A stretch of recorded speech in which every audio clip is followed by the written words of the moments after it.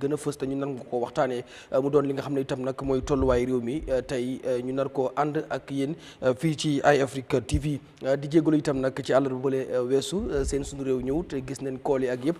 waaye itam tey dinañ ñëw lépp loo xam ne rek namoon ngeen ko ci sunu réew di ngeen ko gis tey jile ni ki ni ñu koy defee nag ci àllarba bu jot dañ fi ànd ak ñi nga xam ne ñooy suñu jàngatkat yi maanaam panélistes yi waaye itam di fi faral di dalal gan tey am nañ fi gan gu am solo goo xam ne mi ngi fi tey itam dinañu waxtaanee ak moom lu bari ci tolluwaayu réew mi waaye itam ci lu jëm ci li nga xam ne xelam màcc na ci wala itam jaar na ci liggéey na ci loolu itam daañu ci waxtaan ak moom su ko defee ni ki ni mu leen ko waxee suñu panélistes yi Mamadi Kurang mi ngi fi Dabakh Malick mi ngi fi Abdoulaye Bojang itam mi ngi fi waaye Slifo Sonko dinañu dab ci kanam daf am ci lum jàpp rek waaye mi ngi ci yoon di ñëw di nuyu itam MC Thiam bokk moom itam ci suñu panélistes yi waaye suñu gan gi tey mooy ki nga xam ne rek mooy Omar Touré nekkoon ki topp ci fara bu Banjul maanaam député mayor bu BCC di Banjul City Council moom nag tey mooy suñu gan daañu taxaw ak moom nag ci lu jëm rek ci council yi ndax nag xam-xamam màcc na ci ndax nekk na ci waaye daañu sëgg itam ci BCC dikk ak moom ci local government commission yi dina am luñ ci laal donte ko itam mbirum yoon duñ dugg ci lépp waaye loolu itam dinañ ko ci waxtaan ak moom comment segment bi itam mi ngi fi am na yenn ci ñu tànn loolu itam buñ demee ba ci cappaandawu soo bi daañu ci indi ku ci nekk joxe ci li nga xam ne mooy xalaatam bu ci xajee rek ñu daal di leen ubbil bu mu jokkoo gi yéen itam ndax si ngeen bokk bu ñu sañoon suñu réew mi yëpp ay toog fii ñu waxtaanee ko waaye ginnaaw mëntu nekk moo tax ñu tànn ñenn ci ñi nga xam ne mën naa woowee ne yàlla moo ñu teg nattu rek ñu nekk ci télé waaye li ñuy wax yéen ñu ñuy seetaan yéen ñu ko gën a xam fuuf wala yéen ñu ko gën a mën fuuf waaye nag nattu la bu ñu yàlla daal di teg ñëpp a ngi fi su ko defee nag ku am gan ni ki ni ko wolof Njaay di waxee da ngay ñee mbaa ñu ñee la dañuy njëkk a nuyu suñu gan gi bàyyi ko mu nuyoo ak yéen ba noppi ñu doog a nuyu ñi nga xam ne nag ñoom la fekk ci si kër gi muy jàngatkat yi Omar Touré former député mayor am nañ mbégte bu baax tey ni ñu fekkee ci Eyeafrica TV rawatina ni ñu fas yéene ànd ak ñun ci suñu réew kontaan nañ ci lool ma bàyyi la nga nuyoo ak ñi nga xam ne ñu ngi seetaan. asalaamaaleykum wa rahmatullah alhamdulilah rabil alamin Dabakh ak Alaaji Kurang di suma mag di suma goro. ak Bojang tamit xamante wuñ waaye tamit suma goro la parce que suma rek yaa ngi si Bojang. anyway di ko rafetlu bu baax Mohamed Mbaye si li nga ma invite mi tey si plateforme bii nii ma rafetlu ko bu baax kontaan si trop ne tamit ni programme bi tudda dafa am solo trop suñu réew pour waxtaanee ko réew mi lu ñu war a waxtaanee la suñ lu doore suñ kër yi la ba suñ liggéeyukaay sakatuma suñu réew. te su ma ñëwee si plateforme bi. mbégte rek laay am fekk naa fi ñoo xam ne tamit sumay naataango lañ si kon ni ma ko waxee ñun yëpp waa réew mi lañ te li nga wax ni tamit si loolu la ñuy waxtaanee si njëkk ak teraanga si yar ak teggin boo xam ne tamit moom moo ñu ëmbal lépp si réew mi waaye di rafetlu tamit management yi Eyeafrica TV bi yëpp di leen wax asalaamaaleykum wa rahmatullah waa Gambia yëpp jërëjëf. jaajëf Omar Touré am nañ mbégte bu baax a baax ci am ko fi tey Mr Kurang xam naa gars yi namoon nañ la ndax àllarba ba lay ñëwuñu woon. jërëjëf Garmi di la nuyu di nuyu studio bi ak képp koo xam ne mu ñëw jàppal fii di nuyu tam suñ déglukat yëpp di teral suñ gan bi Omar welcome moom suma brother la comme ni ko waxee suma brother tigi by blood te mu nekk tam brother suma wife tam so maa ngi ko welcome and suma co-panelists Daba, nice to see you again, and Bojang, and thank you very much. mi ngoog Abdou Aziz Dabakh mu ngi lay nuyu di am mbégte itam ñu bokkaat suñu programme bi di suñu réew. jërëjëf Garmi maa ngi laa nuyu di nuyu ñu nekk di seetaan yëpp ma nuyu suma brother Alaaji Kurang ak Omar ba pare ñu welcome suñu brother bi gan bi Mr Touré. ñu xóob ne rek lépp lu ñu fi wax dina nekk njëriñ pour askan bi yàlla musal ñu suñu wax loo xam ne suñu bànneexi bakkan la yàlla musal ñu tam sàmm ñu si rëcc laame waaye lépp lu ñu wax rek ñu xam ne suñu intention mooy loo xam ne luy jëmale dëkk bi kanam la waaye not anything that is personal daal. macha allah Mr Bojang. ñëpp dalal suñu gan bi nuyu top to bottom Eyeafrica ñaan yàlla def ñu nga xam ne ñoo amee réew mi mun a yóbbu réew mi ak ni ñu ko buggee ñun yëpp ñu àgga fu ñu bugg a àgga di nuyu suma waa Costa Wade especially boys yi nga xam ne ñoo nekk di def community policing si market bi foo dimbalee nguur ji ak ñeneen yi nit ñi mun a romba and so on ñu ngi nuyu gaay yëpp is important mënuñoo oote yëpp waaye that is it. And ñu ngi wax ne it's always a pleasure to be on the show maa ngi nuyu suma brothers yi yëpp fi nekk the entire panel. macha allah mi ngoog noonu la mbokk yi gis ngeen noonu la suñu réew di demee suñu panélistes yeeg suñu gan yi waaye laata nag ñuy dugg ci waxtaan wi suñu réew ginnaaw ñëpp moom la ñuy seetaan te itam dafa bokk ci loo xam ne réew mi ñoo ko moom ndax moo tax ñu ne ko suñu réew kon lépp loo xam ne dafa xew ci réew mi lu ñu war a mën a waxtaanee la fii laata ñuy dugg ci dëggi-dëggi tey li nga xam ne moom lañ nas ci li ñu war a waxtaanee ci programme bi ndax programme bu ne dafa am lu ñuy comp ngir waxtaanee ko dañ bëgg rek fàttaliku wala bokk ak tiis wala méttit wi nga xam ne jamono ji ñu dëkkee Basse ñu ngi koy dund ci lu jëm rek ci river flood bi nga xam ne mi ngi xew foofu muy géej bi nga xam ne ndox mi dafa tàmbali dugg ci biir dëkk bi ba am na business yeeg transportation beeg yu ci bëri mu ngi koo daal di gàllankoor foofee ñi leen di ñaanal képp koo xam ne loru na ci yàlla teggi ko ci ni mu gën a gaawee di woo itam nguur gi ni mu gën a gaawee ci wàllu mbir mi ñu indi ci saafara gis neen sax kenn ci koo xam ne mu nekk deputy managing director bu National Road Authority muy NRA di ci wax ne faaw ñu amal ci ab comprehensive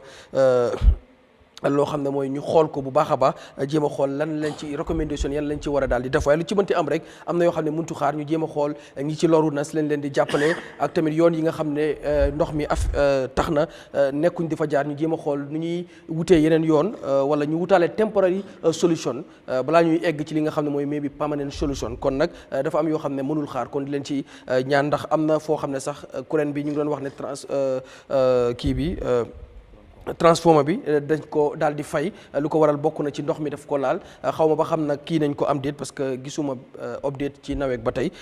so li ci mënti am rek di dëkk amuloo kuréel wala tamit ndox mi di la sonal dafa métti kon ñu ngi ñaan rek autorités yi nga xam ne ñoom ñooy ci di concern autorités ñu jéem cee def ci dara nu mu ci gën a gaawee su ko defee rek quickly sama panélistes yi ak suñu gan gi te du ñàkk ku ci bëgg a am loo wax rek Mr Kurang comme li nga xam ne xew na Basse ma bàyyi la rek benn message boo xam ne rek am nga ko ci. boobu ñëpp a ko gis dafa mel ni flooding su dee yaa ngi am flood ñu ngi ko expect si diggi nawet bi waaye nu ñu ko gisee am na mun naa nekk a combination of factors tey mun naa wax ne tam nekkut only Basse gis naa ko even suñu dëkk Kudang Mayo mu ngi nekk like just sort of an island next to the village so loolu dafa nuroo ak bu Basse bi tam parce que Basse tam si géej bi la nekk so dafa mel ni river Gambia bi mu ngi flood its banks loolu is a very significant thing dafa nekk loo xam ne nguur bi war na see bàyyi xel because mun naa nekk trend boo xam ne mun naa continuer every year te yaaxu bu moo def gis nañ ko ndox bi mu ñëw mu nekk fa for weeks ay days dafa yaaxa ay néeg yaaxa ay business yaaxa tali bi so many things so dafa war a nekk loo xam ne nguur bi war nañoo toog ñu seet what is the long term plan lan lañ ci mën a def ci kanam parce que boo ko xoolee dafa affect life nit ñi torop comme lu xew si Kudang Mayo bi yaa ngi gis ne fishing village la wante yaaxa na seen lu bari tey lu mel ni loolu ñu ngi wax global warming mooy dafa mel ni àdduna bi climate bi mu ngi change tey wax nañu ne global warming dafa am lu bari lu ko dee cause CO2 emission waaye Gambia bi man lu ma ki si loo xam ne stand na ma ngi koo gis tey foog naa ne ñëpp a ngi koo gis boo xoolee Gambia bi Basse be Banjul yaa ngi di gis ne garab yu bari daaneel nañ ko fii am na ay last past 10 years ñu ngi daaneel rek anything dañ start si jalo yi dem si waxal ne start si keno yiro bi gars yi daaneel yëpp jalo yi gars yi daaneel yëpp léegi ay duutoo yi sax mango yi ay sito yi guy wi yëpp ñu ngi koo daaneel soo demee si dex bi sax dafa amoon time boo xam ne doo dee mun a gis ay 200 meters far waaye léegi da ngaa toog si dëkk bi yaa ngi gis beneen dëkk boo xam ne is 5 kilometers away dafa mel ni soil cover bi moo dem completely ci Gambia bi fii both north and south bank te loolu dafa foog mu am climate implications parce que soo nekkee di buddi garab di dog di jaay di export to China and everywhere nekkuñ di replacement of the forest cover amut si dëkk bi tey loolu dina am long implications for maybe 100 years to come so luñ mën a def rek mooy ñu pareel ko tey man mënu nekkuma climate expert nekkuma environmental expert waaye common sense mu ngi fa climate change is real te how you treat your environment yow ni nga treat sa environment yaa ngi nekk di daaneel rek nekkuloo di replace so many implications ngelaw bi sax su ñëwee dëkk yi duñ am benn cover dafa nekk di jël néeg yi di leen naawal di so yóbbu fu nekk léegi gis nañ flooding bi ndox bi amut fu moo dem is just rising temperature rises dafa need scientific study dafa need a serious study by the government to see what we do tree planting moom suñ ko waxutee sax is necessary the Gambia needs to go back and plant millions of trees loo xam ne yàlla moo ko indi ñun ñu ngi ko jël rek di ko jëfandikoo forest yaa ngi dem tey léegi foog naa forest yi si dex bi jeex na gaa yaa ngi ñëw forest yi si Kombo bi Brikama forest Bijilo forest Brufut forest everything is under threat te Gambia dëkk la boo xam ne flood yu ñoo gis like in America Florida and so on su xeewee Gambia moom bul xalaat fu nekk dafa am ndox Gambia is a watery country River Gambia is crossing one way or the other luñ ko fooyee ñu kenn xamut luy xew yesterday it is Basse or Kudang Mayo or maybe Kaur or Makati but tomorrow it can be anywhere. The highest land fee, maybe in the hills of Kiang, you can have flooding. So it's a serious threat. Dafa nekk naka threat boo xam ne war nañoo toog the government all the stakeholders ñu seet lan mooy long term solution. waaye lu mun di nekk forest cover bi we have to replace it or we will be wiped out. all right mi ngoog Abdou Aziz comme ni ko gisee rek mooy li xew Basse ma bàyyi la rek xëy na du ñàkk message boo xam ne di nga ko ci am wala jàngat boo ci def mu doon loo xam ne itam lu metti la ndax lu dal gox bu ci réew mi rek réew mi yëpp ñoo koy mettit loo waaw xanaa ñi nga xam ne nii di are victims to that ñu mastawu leen ñaan yàlla tamit yàlla génne leen si jafe-jafe boobu noonu nu gën a gaawe but I believe ne role yi government moo nekk like ñu xool bu baax because some of these things lack of proper planning tam moo ko dee cause because tamit urbanization su dee happen foog nga am a proper urban planning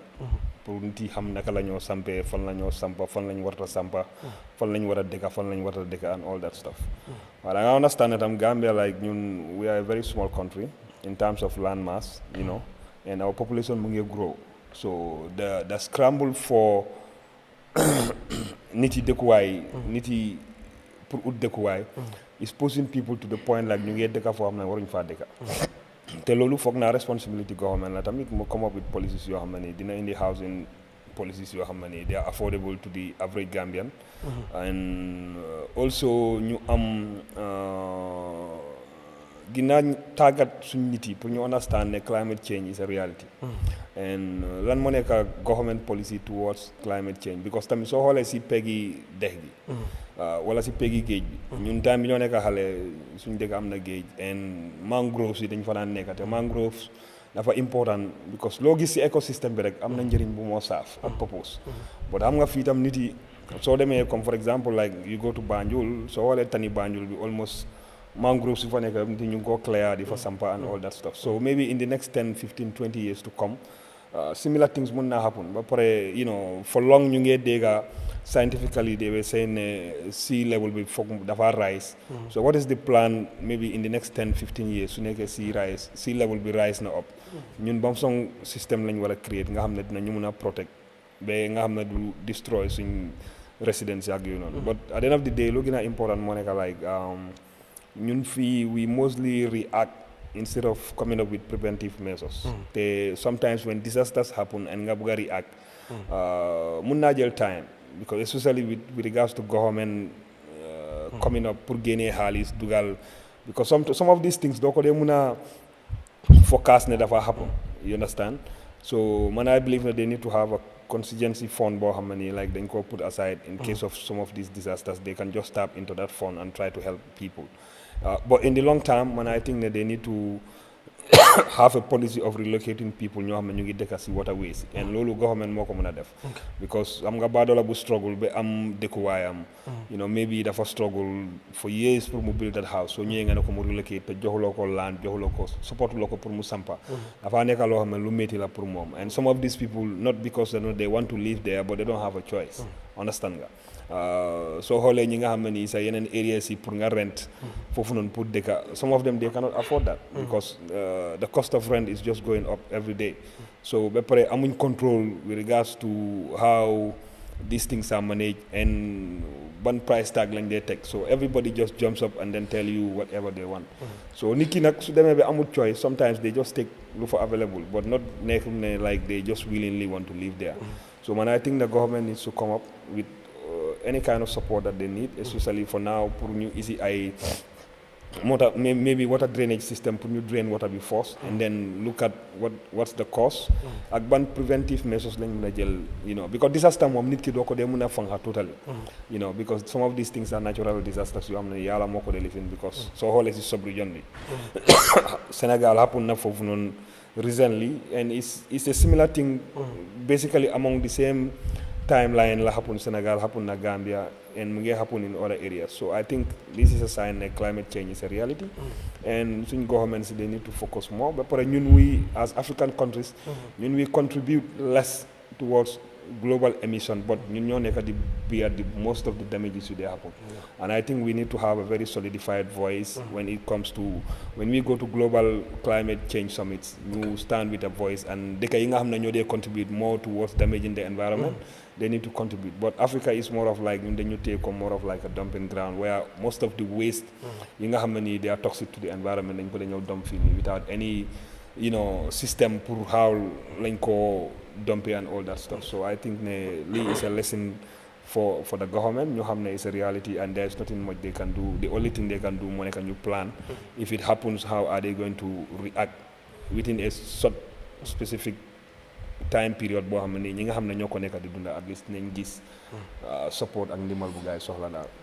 ko yes balaa ma ñu si Bojang Touré Mr Touré comme rek li xew Basse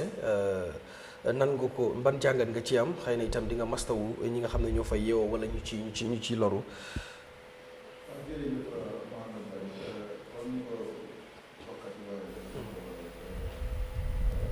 forme bi mooy ne ñu ngi masawu Basse bu baax a baax suñ ay mbokkaang ci suñ ay doomi Gambien ang ci ak ñu dut Gambien sax di leen masawu bu baax ni leen lii kenn éenewu leen ko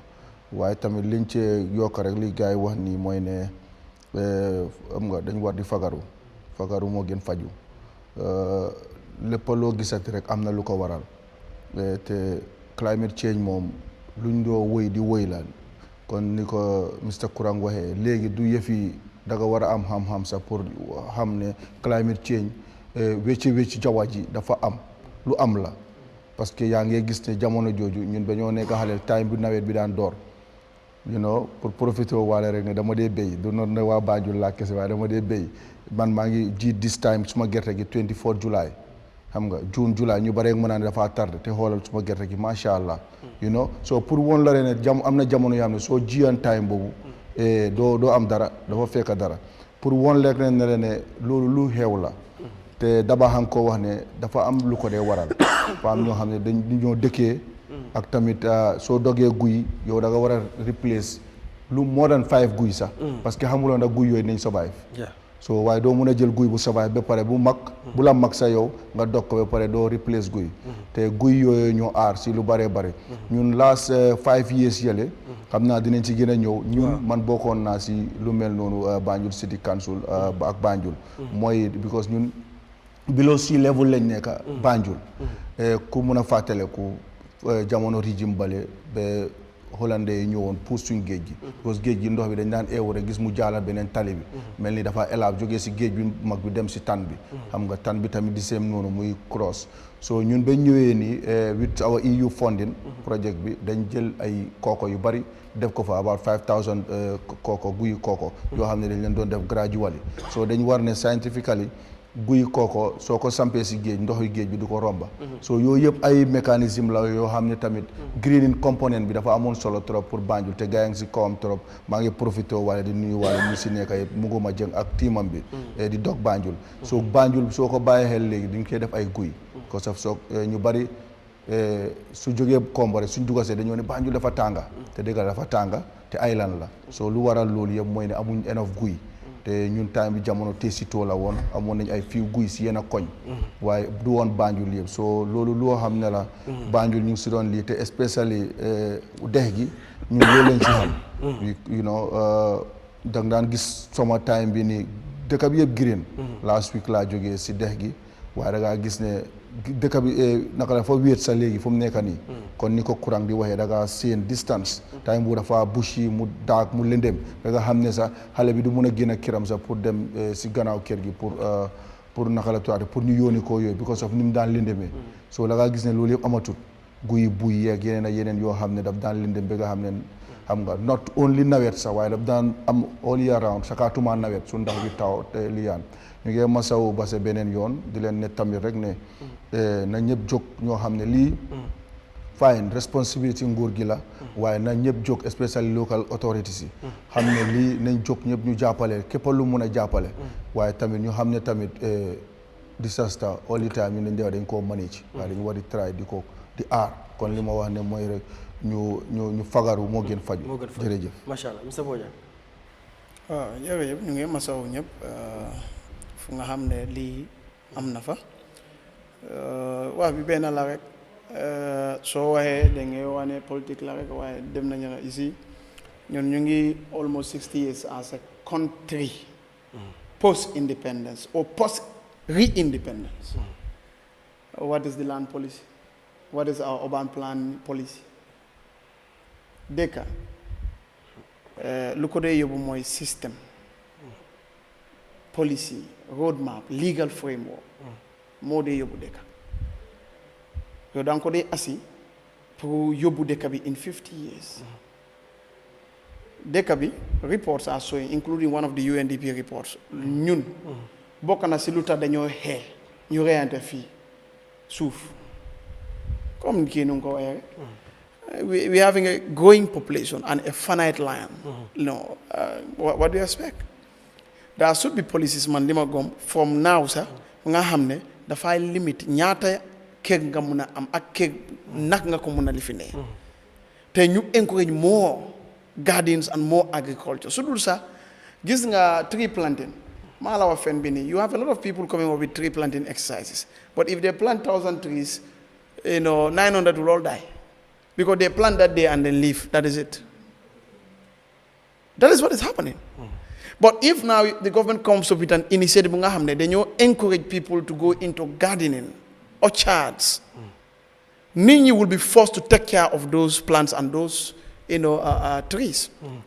And that continues to help. But the government cannot do all these things. All they are doing does not make any sense. Nga am problem rek nga dem wa president bi sa dem na fofu non and Gambians are okay. You are a politician, if you don't give ideas no problem, but if they have football you show, they say, oh, he's a good man because he shows at the field. Fofu lañu wara joggé and that's how our governments are operating. A government should be based on policy. So what policy does the government? For example, Fonyi. People are moving Kombo going to Fonyi. But what policy is there to guide? Nag nga mune amé land in Fonyi.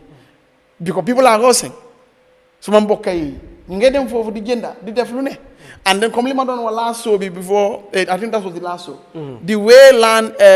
this thing construction is done in this country and even permits are given is illegal because the policy that we have bu nga xamne war nañ ko implement is environmental policy. Dafa ne there has to be what we call environmental impact assessment. Bala physical planning ñu jox la permit. Any mo la wara clear ne waaw the environmental assessment is okay. You clear la pour physical plan mo na why lolu yeb du day am. Bo ñëwé especially why this thing that is hardship ken bëgguta dem ci safara because caring safara la di why luta you have a lot of soldiers that leave the army and this is what we are always talking about. The economy cannot grow if only the economy depends on those that are actively working in government and private institutions. The economy also grows if there is a plan for those that leave the system and still continue to contribute to the economic growth, to stimulate the economy. But you are a soldier, sergeant, you leave, then you were having, let's say, in a year, 150,000 income. Now you left the army, you cannot even have 20,000 in a year of fixed regular income. So you resort to going to the bush, Daniel, caring, which is not good. So I think we have to look at this from a holistic point of view. But then it's not good. We always say, even you make a phone, you know, Daniel caring. So they may for time because of what they may do if you are observant. So why? Because of hardship. Why? Because of government not coming with the right policies and implementation to make a problem. So I think that is what the Council, what is the environmental policy? And by local government agreement, there has to be an environment committee. But most of these, a lot of committees, they don't have them. They only have some committees. And if they have them, what are they doing? What policy have they come up with? So these are some of the things. Right. If the laws are there, I think the government and the relevant authorities should push for the implementation of such laws. All right. Thank you. Mi ngoog li dañ ci ubbi woon rek tuuti waxtaan waaye dinañ ci def spécial suñu réew boo xam ne dinañ am somebody from National Road Authority physical planning ci waxtaan gën a wala sax those who are affected ba base jaral nañu sax dem ba base xool situation bi daf ci reportage bu ñëwee ñu waxtaan si dañ ci rek bëggoon a ubbi tuuti ndax bu ñuy wax suñu réew tamit am ñu nekk itam ci jafe-jafe amaana passé ba foofu la ñu seetaan Eyeafrica rawatina suñu réew kon tamit yoon la ñu wax ci as lëf waaye dinañ ci gën a yaatal incha allah Mr Touré tey nga nekk suñu guest xam naa dañ sëgg ci benn point boo xam ne ndax lu ñuy wax rek tungu ne du teew ñu nataal ndax boo xoolee BCC muy Banjul City Council yaa nekkoon di former mayor ci first time bi nga xam ne mayor Rahima Iglo mi ngi woon foofu taxawaay bi nga xam ne am nga ci waaye dañ xëy rek gis newspaper yu ci bari bokk na ci Standard ñu daal di siwal di xam ne rek dafa am yenn former and current staff ci BCC yoo xam ne li nga xam ne rek mooy police fraud squad dañ leen invite for correction yi lu jëm ci wàllu audit report queries yi nga xam ne am nañ ko ci wàllu mën nañu wax allégation mooy mismanagement ak yu ci mel noonu so staff yooyu nag xamuñu ñëpp waaye xëy na yow mi nga xam ne ci former staff si nga bokkoon ndax yaa nekkoon di député mayor xëy na duñ dugg ci biir waaye bari na léegi coow li luy topp council yi seen doxalin ci lu jëm ci koppar wala lu jëm ci yeneen ak yeneen tey jii boo ñu doon dikkalaat ci BCC jamono bi nga xam ne moo ngi fay nekk ba tey jii ak coow loolu bi nga ko déggee itam ndax yow ci ñuy lim ne former staff yooyu ndax ci nga bokk wala itam mbir mi bu fekkee am na loo ci xam as tuut ñu mën cee waxtaan ndax loolu moo tax tey nga doon suñu gan bokk na ci li nga xam ne dinañ ko waxtaanee Mr Touré. jërëjëf Mohamed Mbaye man du bari nga ci morom ñu bari maa wooyee because nekkuma fi woon yaa ngi ma doon lijjanti taay yëpp dama tukki woon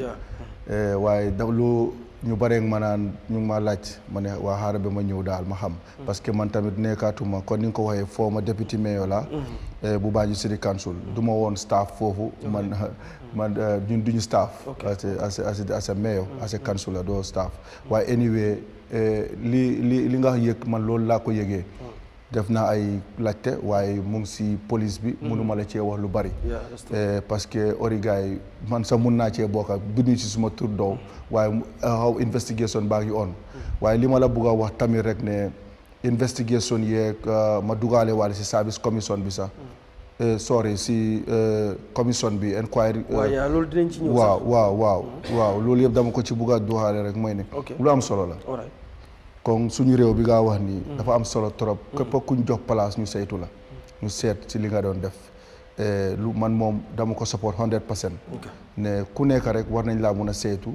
si li nga liggéey ak yooyu noonu because of réew mi dañu am yaakaar dénk la place wala jox la place yow place bi da nga ko ut ñu jox la ko so fu mu nekk nii bu Banjul City Council du ma ci mun a wax lu bari mu ngi si police bi maa ngi laajte waaye naka la tuwaati li ma ci mënu ma cee wax lu leer daal si gàttal daal waaw waaye pour woon la rek ne lu am solo la man lu ma support la daal ne supportuma ku jël dara loo xam ne moomuloo ko waaye support naa ñuy enquête waaw ok balaa ma ñëw ci panélistes yi wax nga ko ci lu jëm ci wàllu local government commission ñu ngi ko set up mën nañoo wax ne 2022 su ma juumul wala 2023 sorry bi ñu doon waajal li nga xam ne mooy mayoral election ci ñu taxawal li nga xam ne mooy local government commission bëri woon na nag coow am na sax ñu yóbbu woon yenn commissioners yi nga xam ne dañ leen boole ci commission boobu ne pour conflict of interest ndax dañ am ci political party suñu bokk coow li bari woon ci loolu ñii naan ñu dafa am ñu tàggeet timing bi baaxut ak wax ji pour waaye finally taxaw na start nañ ko ci yenn council yi révélation yi nag bari na ñu ngi cee gis sokkin révélation askan wi tamit am beneen gis-gis boo xam ne am nañ ko ci waaye amul ba tey am na ñoo xam ne fi ñu taxawal nañ taxaw di ko woowee sax political witch hunt ne dafa am ñu ñuy tàggeet dafa am ñoo xam ne dañ leen jaar fii mënuñ leen am ñu bëgg leen a jaar fii tey balaa ñuy dugg ci biir xëy na duñ ci xóotu bu baax ndax mbirum yoon la te mu ngee dem waaye sañ nañoo waxtaanee loo xam ne tudd nañ ko ba pare maanaam révélation yi nga xam ne am nañ yenn ci ay ñu ñëw testify wax ko first of all yow ban gis-gis as because of jamono jooju yaa nekkoon député mayor boobu because of election jeexagul woon ñu ngoon ci campagne période bi nan nga ko gisee woon ak ban taxawaay yow nga ci amoon yow ci bi ñu bëggoon a set up that commission. waaw Mohamed suma gis-gis gi mooy li ma mujjee wax nii rek moo si gën a parce que man tamit ooyoon nañ ma si commission bi correction nañ ma dem naa wax li ma xam li ma jot a fekkee liñ ma laaj parce que boo jaw ma rek wax ko dañ ma oo ba pare laaj ma mooy li ma laa wax rek lu ma rafetlu la parce que réew suñ si nekkee dañ war a saytu mbiri waaye the idea is very good it's 100% but the intention was not good su man damaa wax ku nekk da ngaa wax sa taalaay yàlla rek intention bi baaxutoon parce que jamono joo xam ne la dañ bëggoon a downplay council si mooy ne pour downplay ñun suñ mayor si kon man suma mayor laay mun a gën a wax amen pour downplay mayor si UDP for that matter parce que ñoo fa nekkoon ñëwoon incumbent bi it was not a good time waaye lu baax la loo xam ne tamit ne waroon nañ koo yaagaa def understand nga lu ñu war a yaagaa def ba pare continuity la war a nekka anywhere nag waruta em sa si council si because suñu réew lañ wax te dañ war a make sure rek ne teg nañ suñu réew si yoon bu leer boo xam ne ñun yëpp a seen njëriñu at the end of the day du njëriñu paate wala demba wala tamit ne kii moo ci war a ëppale kale moo war a ci ëppale ñun yëpp a ci war a em suñu réew la képp koo xam ne loo war a di saaf rek nga war a am waaw parce que man ba ma nekkee woon council dama ko daan wax si télé laa nekka waxoon naa ko muy staff seeg muy anybody koo xam ne xaalis ak wala joxe dara nekkoon na suñ diggante dama laan wax ne lépp loo xam ne yelloo ma ko bu ma ko jox waaw loolu dama ko daan insist di ko wax parce que lot of benefits su man ba ma nekkee BCC ñu bari mun nañ koo wax parce que man amoon ay yenn bénéfices yoo xam ne amoon naa ko te waroon naa koo mun a am waaye tamit man first time bi li ma munoon a lii rek mooy tamit wax naa ko sax si commission bi man am na jamono juñ ma jox benn 8 cylinder boo xam ne léet mayo baa ko daan dawal mu jox ko suñ mayo bi mu daan am ay breakdown bañ jënal mayo bi beneen moto bu ees ñu jox ma ko waaye man maa ko delloowaat moto bi parce que ma ne suma conscience mayu ma moto boo xam ne man xam naa ne njëgi salary ay nit la ay 6,000 8,000 muy gën a yokku ba $10,000 si fuel per week so man suma conscience mayu ma delloo moto bi may struggle ak suma boppa di liggéey si di dem ak a ñëw di dem ak lii ba am beneen moto boo xam ne man maa ko lijjanti boo xam ne nekkutoon ne bu lii pour woon la rek ne dama doon bàyyi xel trop tey waaw dama doon bàyyi xel trop tey ne no condition is permanent xamoon naa ne dina ami bés boo xam ne dinaa jóge si place boobu si nii wala si nale te alhamdulilah génn naa fa te ñu ngi si enquête yi waxuma ne du ma toog fii bàkku ne dama set wala lii waaye xam naa ne daal ne maa ngi doon try suma kéemtulaay kàttan loo xam ne lépp lu askan bi moom du ma ko laal lu ma yeeloo rek laay am jël loolu moom maa ngi ko doon saytu bu baax a baax a baax waaw waaye daal si gàttal commission bi lu am solo la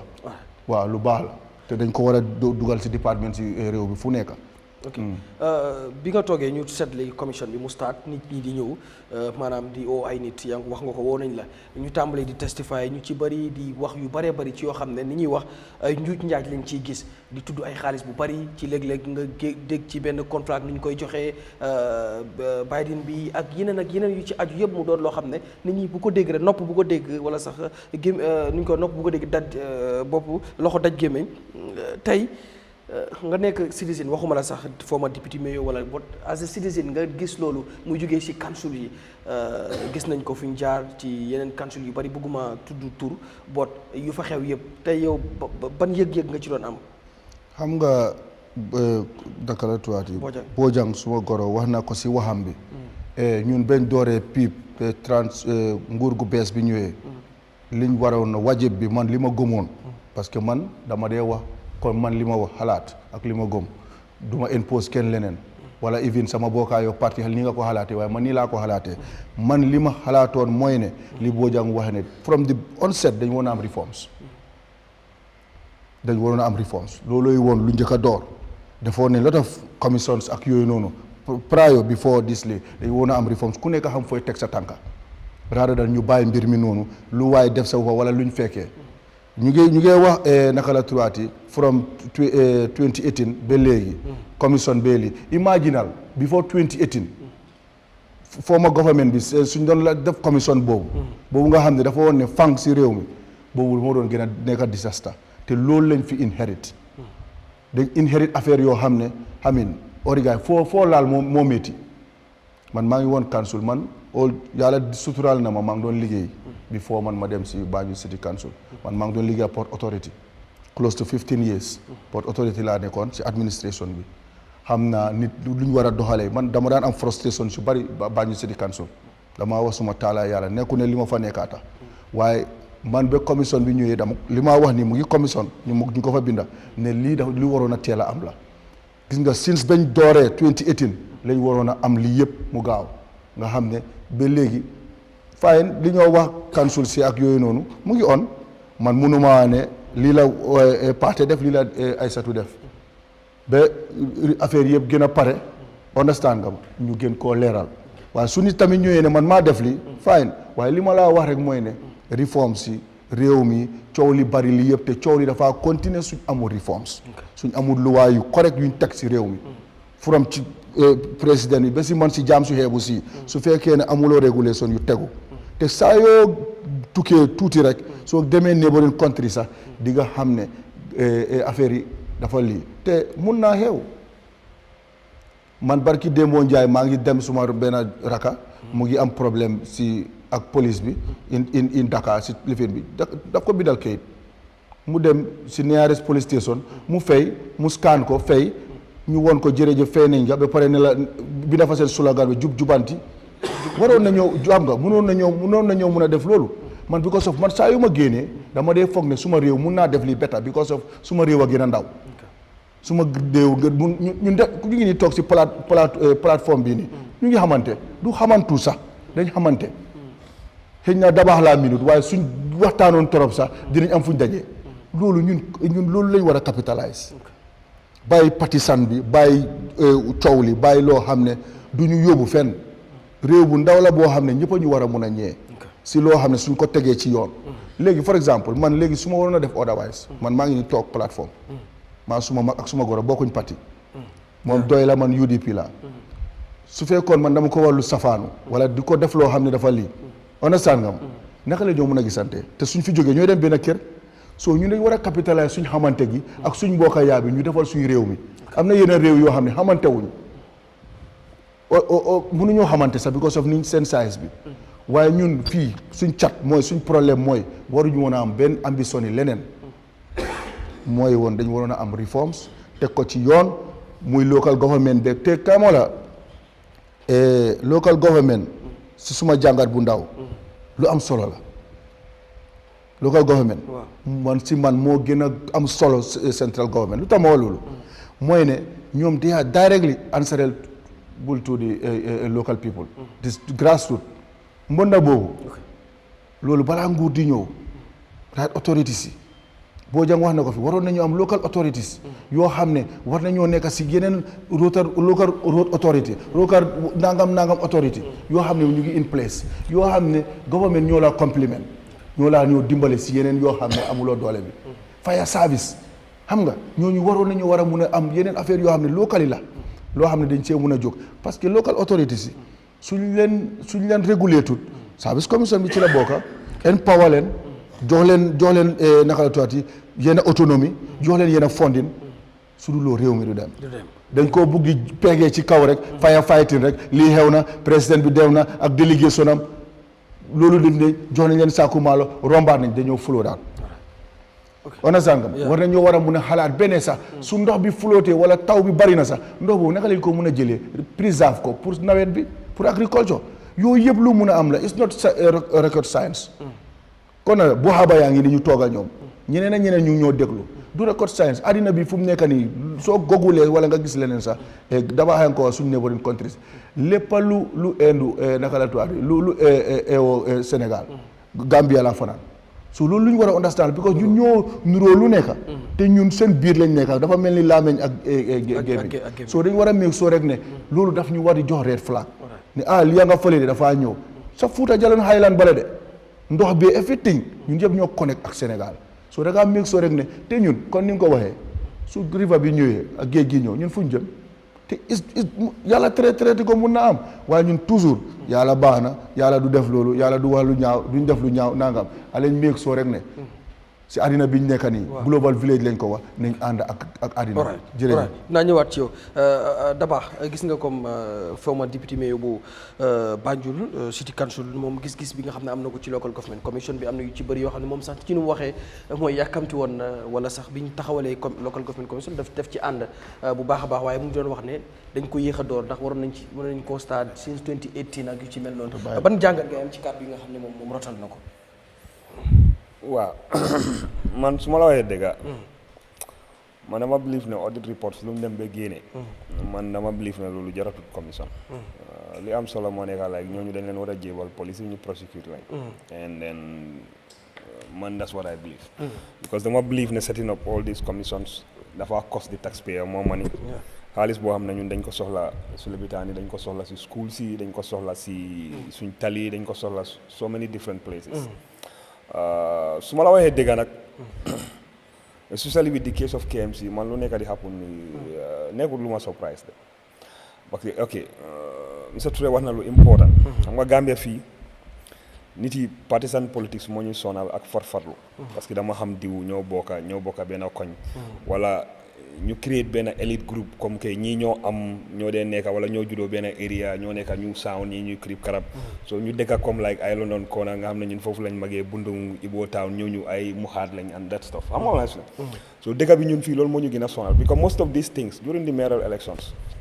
nekkut man lu ma supportoon Bax moo tax moo ko waaye most of these things ñun dañ ko wax fii nii te media houses yi a lot of these media houses yu si nekka di binda ñoom ñoo doon taxaw di wéeri loolu you understand so man li ma wax rek mooy ne responsibility bi man dama ko push back to the local government service commission ma push ko back to the CEOs of the councils ak city councils si push ko back to the mayors ak chairmen of the local governments yi you understand some of the employees man ñooñu duma leen blame for example comme nu ñu leen jëlee you understand xam nga Olof Njaay dafa wax ne ku la abal bët fu ko neex ngay xoole and man loolu laa musa gom di bu ma nekkee xale xam nga sometimes fii nit yi dañ la dee gis rek dañ dee xëy suba gis la xamuñ sa jaar-jaar nga wax parce que am ngeen different gis-gis ñu foog ne yow da ngaa wax because of sa personal interest man musuma bugg a apply liggéey sax foo xam ne dama fa am mag and loolu bokk na si reasons lu tax man musuma liggéey si nguur you understand because man gomuma dama war a jaar si nit pour mu am employment man dama believe ne liggéey bu ma mun di am dama war a competent for the job pour ma mun koo def parce que man soo ma jëlee liggéey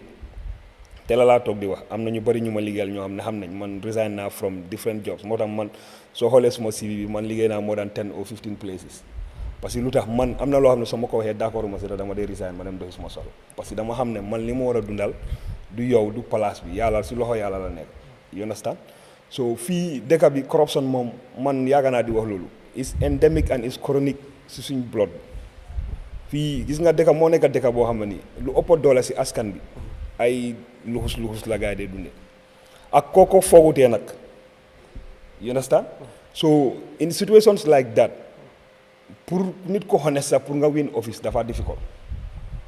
parce que lu tax di fact that ne nit yi am nañ gom-gom ne kii suñ ko falee rek deal du mun a am rek o kii su jiitee office bii deal du mun a am rek yow doo mus a jiite that office sa jaral na la ñu dem sëriñtu oo def lu leen ne oo ñu fabriquer la ay stock sa ñëw wax la wax yoo xam ne ni à the end of the day pour ñu jël la sax pour nga lead di team dafaa nekk ay problème and fii loolu bokk na si lu nga xam ne ni moo ñu disturb but man li ma wax rek man dama believe ne what is going on in the councils dafa war a dem in all the parastatals of government you understand public institutions yëpp lañ war a cegaat seet te man dama believe ne government needs to empower more the National Audit Office you understand so ñooñu nit yaa ngi wax anti corruption man dama believe ne audit office lu gars yi di def is similar thing rek loolu la anti corruption commission bi di ñëw so da ngaa create more institutions ñu am similar roles and responsibilities so pour man double functions la moo nekk rek li important mooy nañ empower ñooñu to the point like ne they have the powers to investigate but they also have powers to arrest and prosecute people understand comme EFCC nu mel in Nigeria you understand so loolu lu moo def mooy like gis nga corruption moo nekk loo xam ne nii man dama ko leew nit nekkul lu nit war a compromise it doesn't matter kan la su nekkee man maa ko def sax I should be put the highest punishment bi ñu ma mun a jox dañ ma ko war a teg su nekkee suma papa bu ma jur sax moo ko def man that's what I believe gomuma comme ok nit def na nangam o nañ ko lifin nañ ko masla mistake la krip karab ba pare ñun suñ society tam moo dee embolden people ñu corrupt because fii tey yaa ngee liggéey si nguur every time dama dee wala su ma ko waxee nit yi dañ dee wax ne dafa funny people laugh about it but that's the reality parce que man loolu laa experience I've worked all over the Gambia I've worked with people ñoo xam ne dem nañ 40 years ñu ngay liggéey 50 years ñu dem retirement even amuñ kër naka la society dee xoolee kii amul fulla fayda liggéey na ñeneen fukki at kër sax mënu koo am wante kooku du mun a am kër parce que lu tax dafa emoon si li nga xam ne nii mooy monthly salary li nga xam ne nii yelloowul ko jëlut ko you understand ok tey man ma ñëw in government before ma ñëw in the public service amoon even bicycle ma ñëw start di liggéey in government within 2 years ma start di sampa ay taax ñu commencé di ma tuddee ay programme commencé di ma tuddee ay gàmmu you understand si jumaa bi ma dégga si suñ koñ bi imam bi maybe sax man bokk naa si ñu ñoo bàyyil place si force sape bi te man nekkuma xaafisul Quran waruma taxaw foofu noonu sax imam bi su jumee mënu ma koo gaaganti suñu amee gàmmu man suma maas gi la ñoo binda chief guest of honor ma ñëw toog ñu tegal ma toogu te nekkuma xaafisul Quran kii taxaw foofu noonu di waare su jumee si alxuraan sax ma mënu ma koo gaaganti understand nga so ñu ne la sa yaay moo ko liggéey man dam dewoon nit yi ma ne nañ laajte ban yaay moo jur doom pour mu nekk sàccakat parce que man sàccakat bu nekk in suit man kooku laa gën a believe ne kooku lañ war a gën a punish dan xale boo xam ne ni dafa desperate mais bi dafa mu dem sàcca benn mobile phone nga boo koo jël yóbbu ko mile to prosecute ko tëj ko te soo demee mile to ñoo fa bari ba most of the thieves yu nga xam ne ñu ngi sol suit di dawal Range Rover di dawal 4 wheels ñooñu every day ñu ngi laa romba si kaw tali bi te li ñoo dawal noonu yëpp alali sàcca la because public funds la yoo xam ne ñu ngi koo jël di ko use for their own benefit while majority of the population ñu ngi dunda in abject poverty te dem na ba nit yi normalise loolu noonu and loolu moo tax fii am na certain institutions yoo xam ne nii sax yow soo fa amutee mbokk bu faa liggéey doo fa dem doo fa mën a dugga no matter how competent you are because dem na to moreover like man su ma war a retire damaa indi suma doom kii su war a retire mu indi jarbaatam suma doom su wàccee school ma jël ko ma dugal ko so di nga gis Gambian boo xam ne nii xëy na he is competent or she is competent but because amut kenn ko mën a taxaw du mën a am access pour mu am employment so yaa ngi put the people ñu nga xam ne nii tey man su ma la utalee liggéey ma dugal la place soo ma gisee may def lu correct tout ça dafa difficult trop pour nga taxaw nga wax ma ne lii d'accord ma si wala jaaduwut du ma ko def and soo gisee even commission bi some of these people the way they talk waaw mayor moom moo wax ma sign lii wala CEO moom moo wax ma def lii even the CEOs dem nañ to the point like da ngaa fonda sa ñoom mayor bi moo nekk seen boss because CEO bi moo nekk accounting officer of the council so whatever financial transaction buy dem foofu noonu moom he or she should know you understand so su toogee nga gis CEO bu ñëw taxaw di la wax non man xaw ma foog naa li suma signature dañ ko fooj dugga na fii génne na fële pour man loolu nekkul excuse because fii nit yi dañ da def lu wrong ba pare ñu bañ a jël responsibility for making that error or making that mistake or committing that crime te so long as ñu ngi normalise lii man yëfi commission si lu tax sawaruma si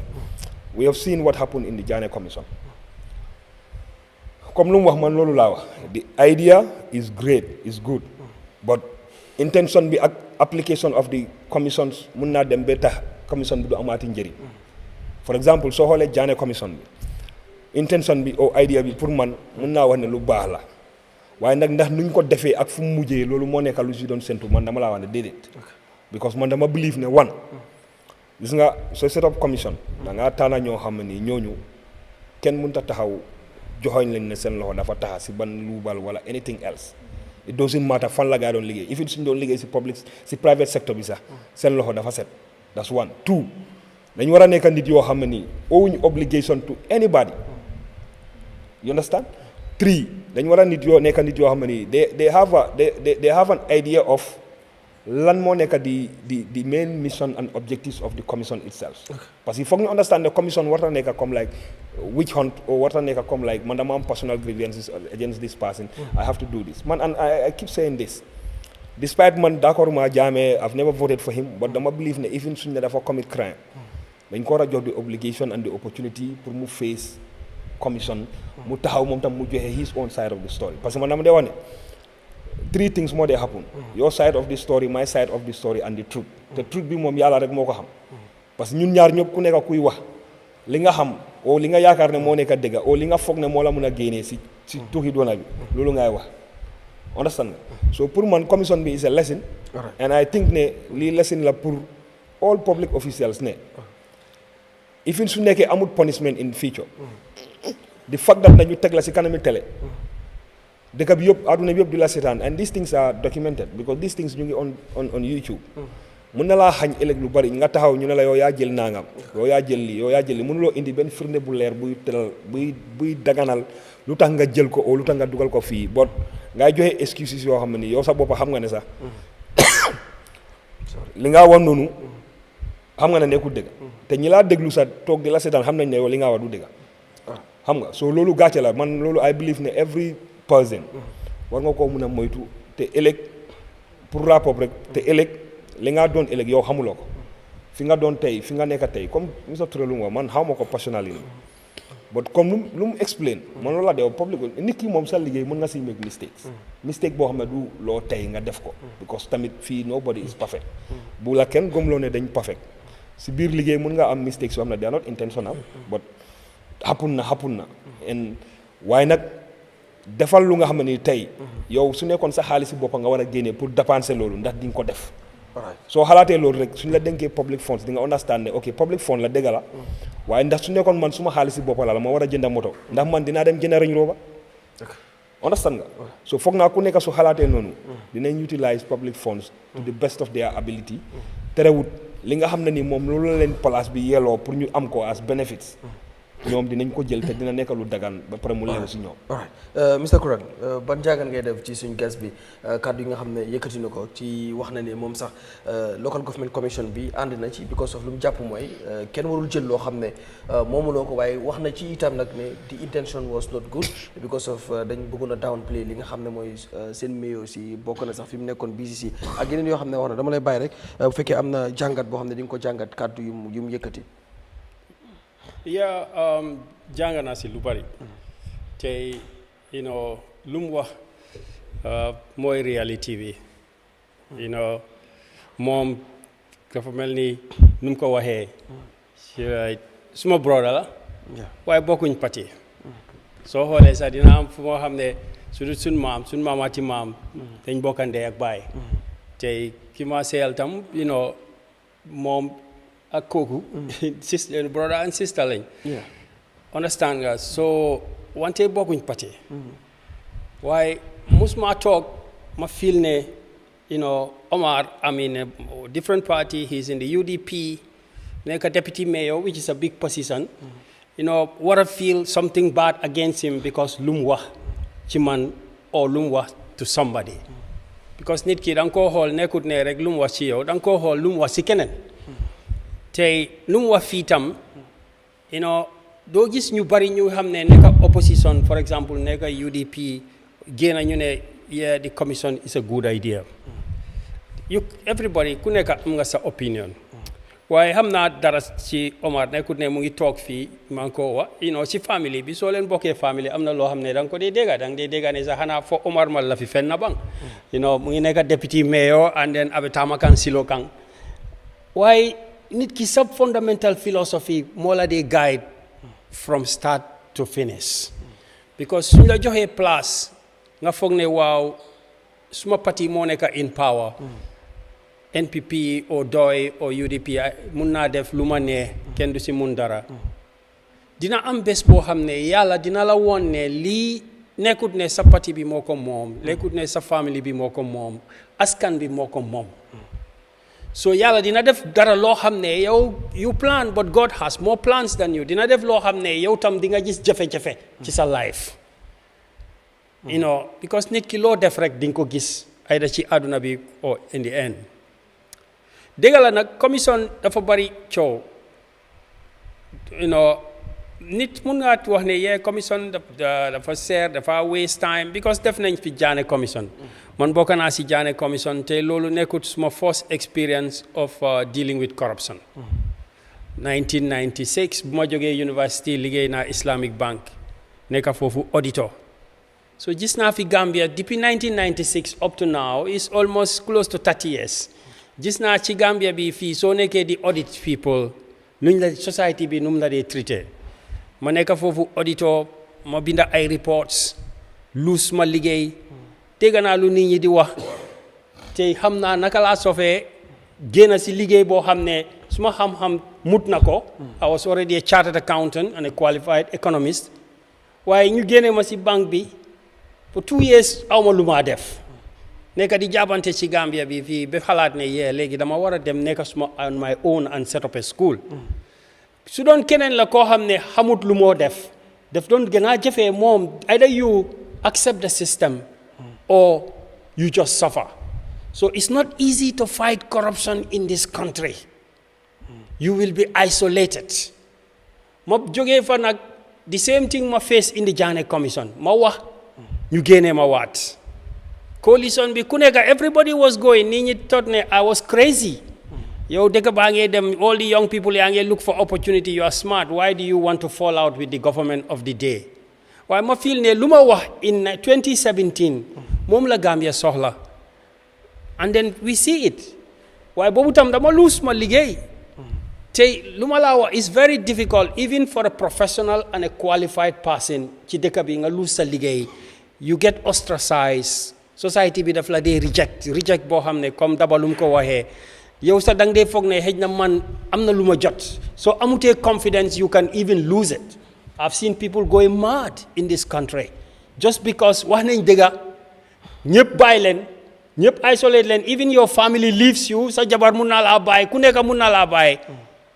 you can go off in this country you have to be very strong to speak against corruption waaye back to the topic again Omar nu mu ko waxee it's very difficult nga gis nit mu ñëw mu ne la I support the idea of the commission daba wax na ko fii commission dafa expensive bu ñoo def Jammeh commission spend nañ about 200 million TRRC is also a commission spend na more than 200 million understand nga waaye at the end of the day yes commission am na dépense waaye commission dafa depend ci political will bi ndax government bi the cabinet the president and his cabinet they are willing to go ahead with it te loolu suñ presidency yëpp am nañ problème after 1981 Jawara's government institute nañ fi commission su seet xaalis bu yaaxu yuñ donate Gambia after the Kukoy Samba Sanyang thing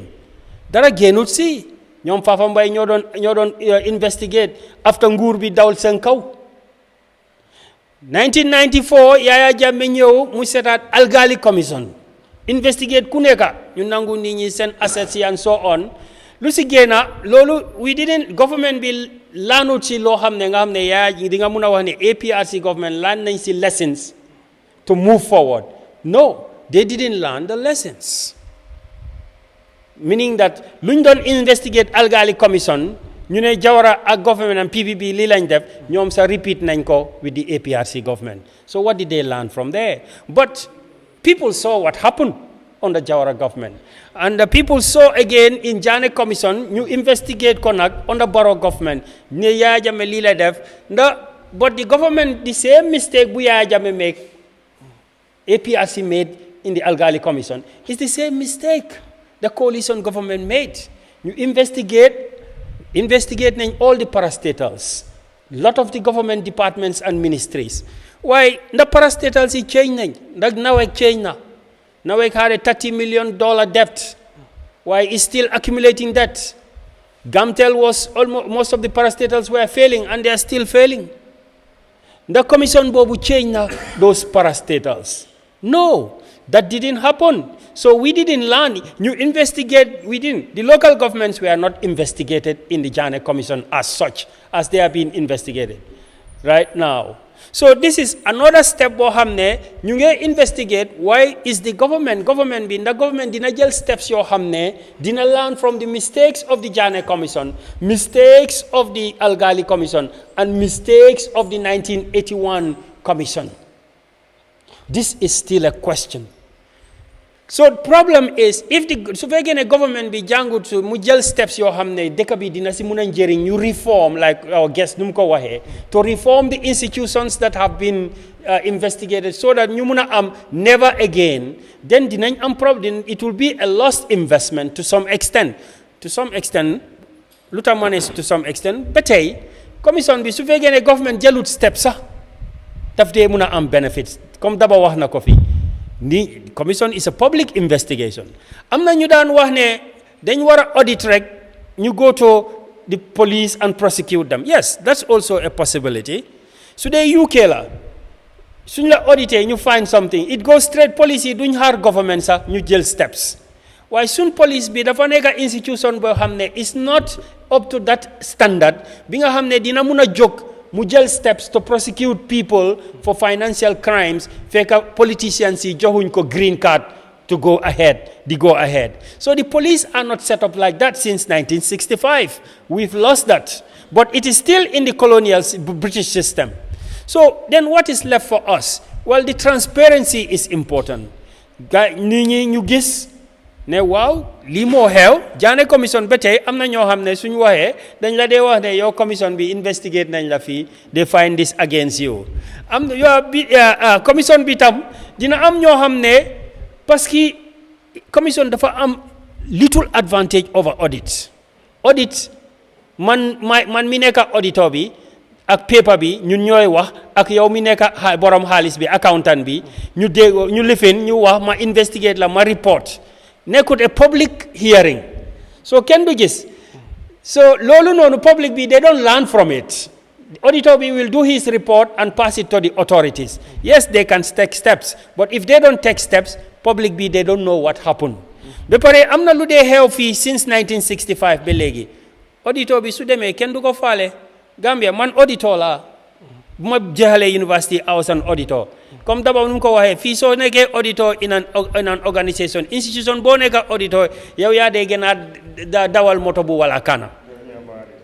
yow yaa de gëna sol bu wala kana because yaa ngi nekk auditor because yow mi nekk auditor ci department bi dañ la ostracize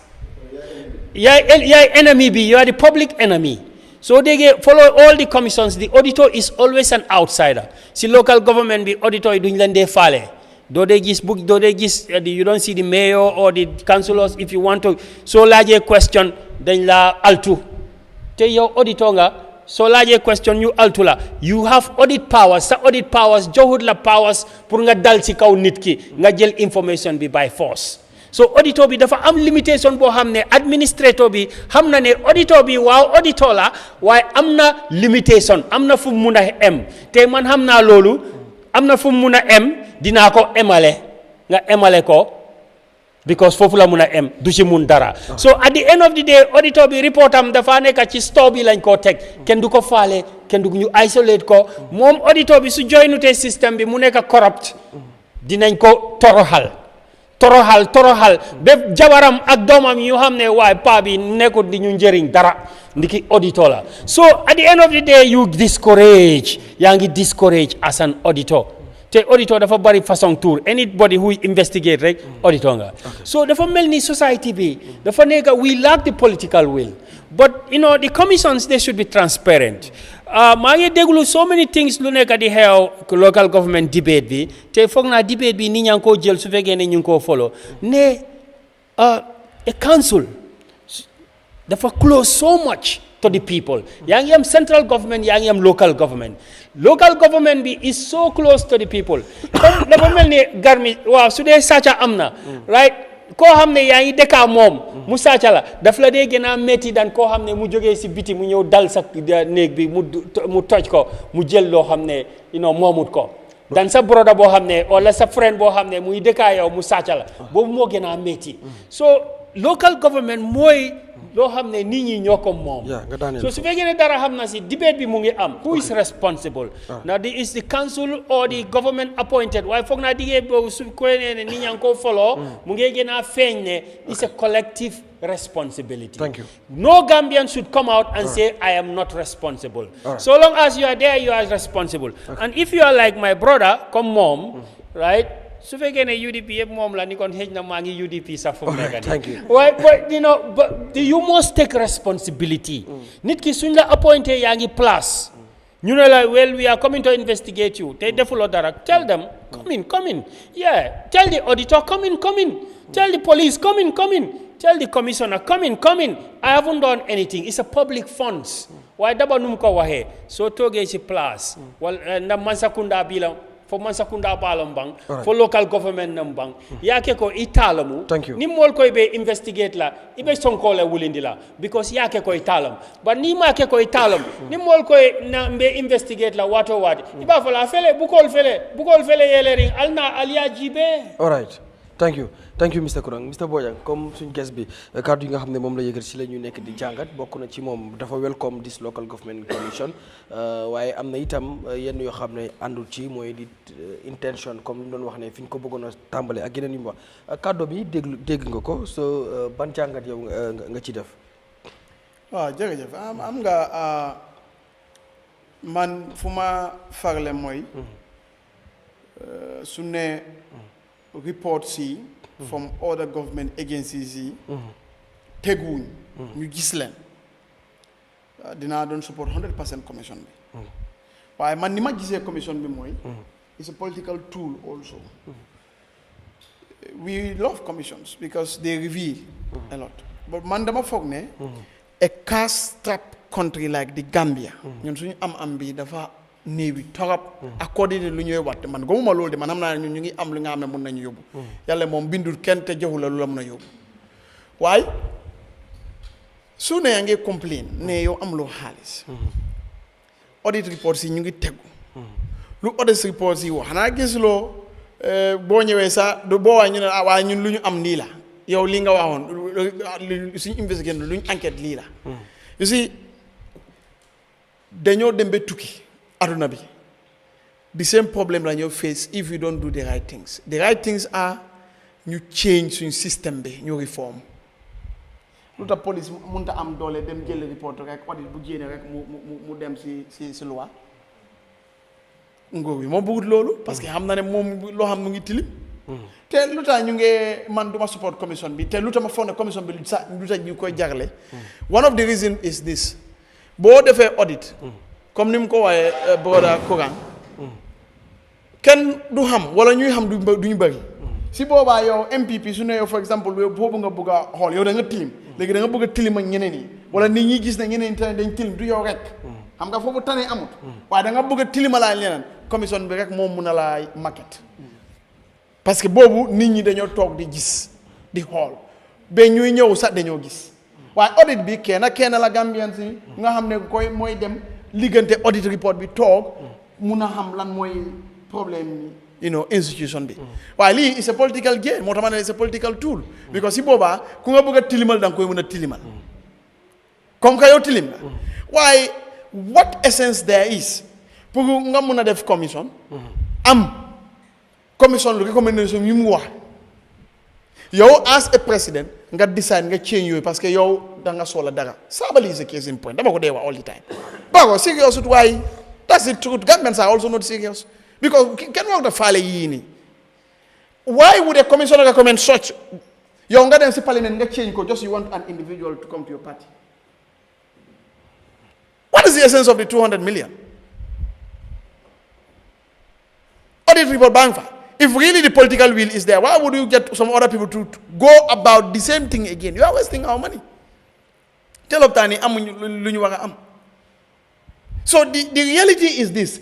Commission is revealing, is telling, yes, fine, well and good. But the audit reports are also telling. But they don't suit the political class because lala can do si ham lu bari.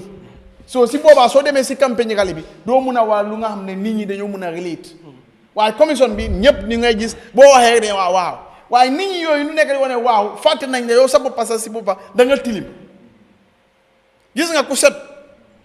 daf lay bëgg lu set. Waye ku tilim daf lay bëgg lu tilim. Té mom kenn su tilimé da fay uti ku moy andal. Commission bi man non la ko gisé. Waaw ma né the councils are perfect. But again, man dama dey bëgg ñu ko xolé from the side of Allah subhanahu wa ta'ala. Yalla sa bindu ñu rek ñu mu bañu ñu dedet. Dafa as a system. Islam is a system. Christianity is a system. Other religions, they are all systems. Am na lu ñu teggu. Waaye nag na nga amee système bu nga xam ne is a loose system ku ne mun ngaa def lu la nee ba time bu ku nekk si kaw convince ne yow li nga def moom kay dafa ëppa moom mu ñëw lu tax police yi mënuñoo am doole bu nga xam ne am nañ ko sax waaye di problème is yow boo ko commencé rek ñu génne la foofu as IGP loolu la ñu war a change dëkk daf dee dem because of legal frameworks nekkul ne because of président bi lii la bëgga te ñun Gambia noonu lañ dee doxee. Again, the commission came about when? Settled like a case in point, kind of KMC report, def nañ investigation. Lu tax report boobu génnut publish ko before ñu am bi report bu nga xam ne ministry bi moo ko lifin so am na lu bari lu ñu commencé woon mënuñoo am si seen yoon ñu revert back to ok président yow da nga am doole pour def commission waaye commission bi man dinaa ko support ma gis ne is genuine 100% su ne commission yu passé woon fii gis nañ ne di effect lii la ñu doon yow jaane commission am na lu ñu recommend yooyu ñooñu nga nekk di jël di leen def si place fekk yaa ngi am daba ku nga xam ne jàng na am na di seen xam-xam te daba mu ngee fay tax jëlloo ko te daba tilimut waaye da ngaa dem ku tilim nga jël ko léegi yow nga ne waaw dañoo defaat beneen commission nga ñëw yaa jëme asset sam dañ koy wax de xam nga suma booda moom liggéey na si te wax na léegi nag yow yaa ñemee yow based on commission ak investigation ñu ne waaw dafa def na fine and good waaye nag xanaa yaa ñemee amatu right pour Gambie ni tamit dégg ko his side of the story what is the rush for selling Jammeh's properties ba léegi ñu nga xam ne ñoo leen jaay ak ñu jënda nangu ñoo génnee report bi te boobu lan moo ko taamu am recommendation bi commission bi la jógee so it's like the government is selective dañoo mën a jël yeneen yi duñ ko jël so dëgg nekku fa te we don't have serious government that's the truth President Barrow is not serious with nation building because su serious there are many things nga xam ne mënoon na ko liggéey based on these reports then si boobaa su bëggee sax mu def billion commission dinaa xam ne commission bi su paree after suñu usee 200 million dafay am lim siy jur Yahya Jammeh assessment alone could have could have recovered maybe 2, 3 or even 10 times of what has been expended on running the commission or administering the commission. Why anamu fan lañ ko gis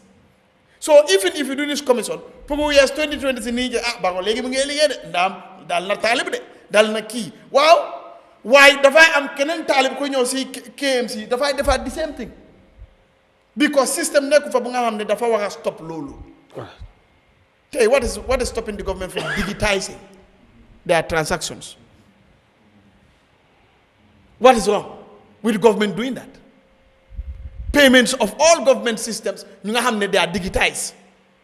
it will reduce the contact bu nga xam ne suñu officials yi boobu lañ dee am with cash handling is an issue in this country but it's deliberate nguur bi moo ko buggee noonu so moo tax it doesn't make any sense for us to be talking about these commissions because yes they will make a lot of noise at the end of the day ku ñu bëgg a victimize la ñoo victimize te man duma mën a seetaan loolu ma support loolu noonu so loolu lañ gis from the history of commissions in this country. loolu tawut ñu dem maa ngi ñaan nguur kenn moomu ko ñun yëpp suuf mooy tegu suñu kaw bugga nga ko bugguloo ko that's the reality. so let's make so lu ñooy def ñuy xoolee tamit ëllëg si biir ñun ak yàlla daf si am solo kii wax na fii no one is perfect de because yàlla moo ñu bindee noonu waaye nag yàlla da nu mooy opérer système moo fa nekk kon nguur war na am système bu nga xam ne dafay tax lii lu nga xam ne nit ñi dañ mun a am chance ba di mun a def lu bëri nii ñu mun koy wàññi. Thank you. waaye problème bi yëpp dem na ñëw na is the leadership of this country. All right. That has to be something bu nga xam ne ñun yëpp war na ñoo come together as a people président Barrow moom kay mu abañu because man mun maa understand président bu nga xam ne yow ku sàcc wala ku tëdd ak jigéeni jàmboo ñu gis yow kooku président façon yooyu la dee bëgg a ñu muy liggéey ak ñoo dee nekk si gannaaw man a understand ma loolu man loolu ba ko dee mën a understand so moo tax man moom ma ngay ñaan UDP nga PDOS nga no alliance nga hey 2026 let's come together waaw ñu génnee kii xam nga li nga gisut doo si mun a walu bëri mënumaa jooj UDP because gisuma leen gis boobu noonu waaye kii gis nañ ko moom na dem ñu xaar leneen boobu tamit su ñëwee baawut ñu dem dañoo dem ba taana bu correct de man loolu laa gom waaw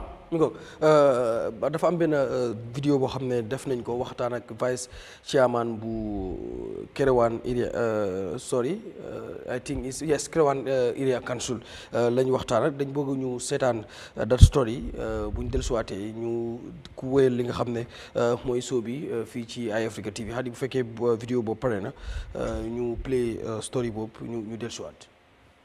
Gannaaw ay coow yu jub ci wàllum local government commission bi ñii di ko rafetlu ñii di ko gisee neneen ku ne ak sa xalaat Eyeafrica TV jot na si waxtaan ak vice chairman bu Kerewan area council moom mii wax na si gis-gisam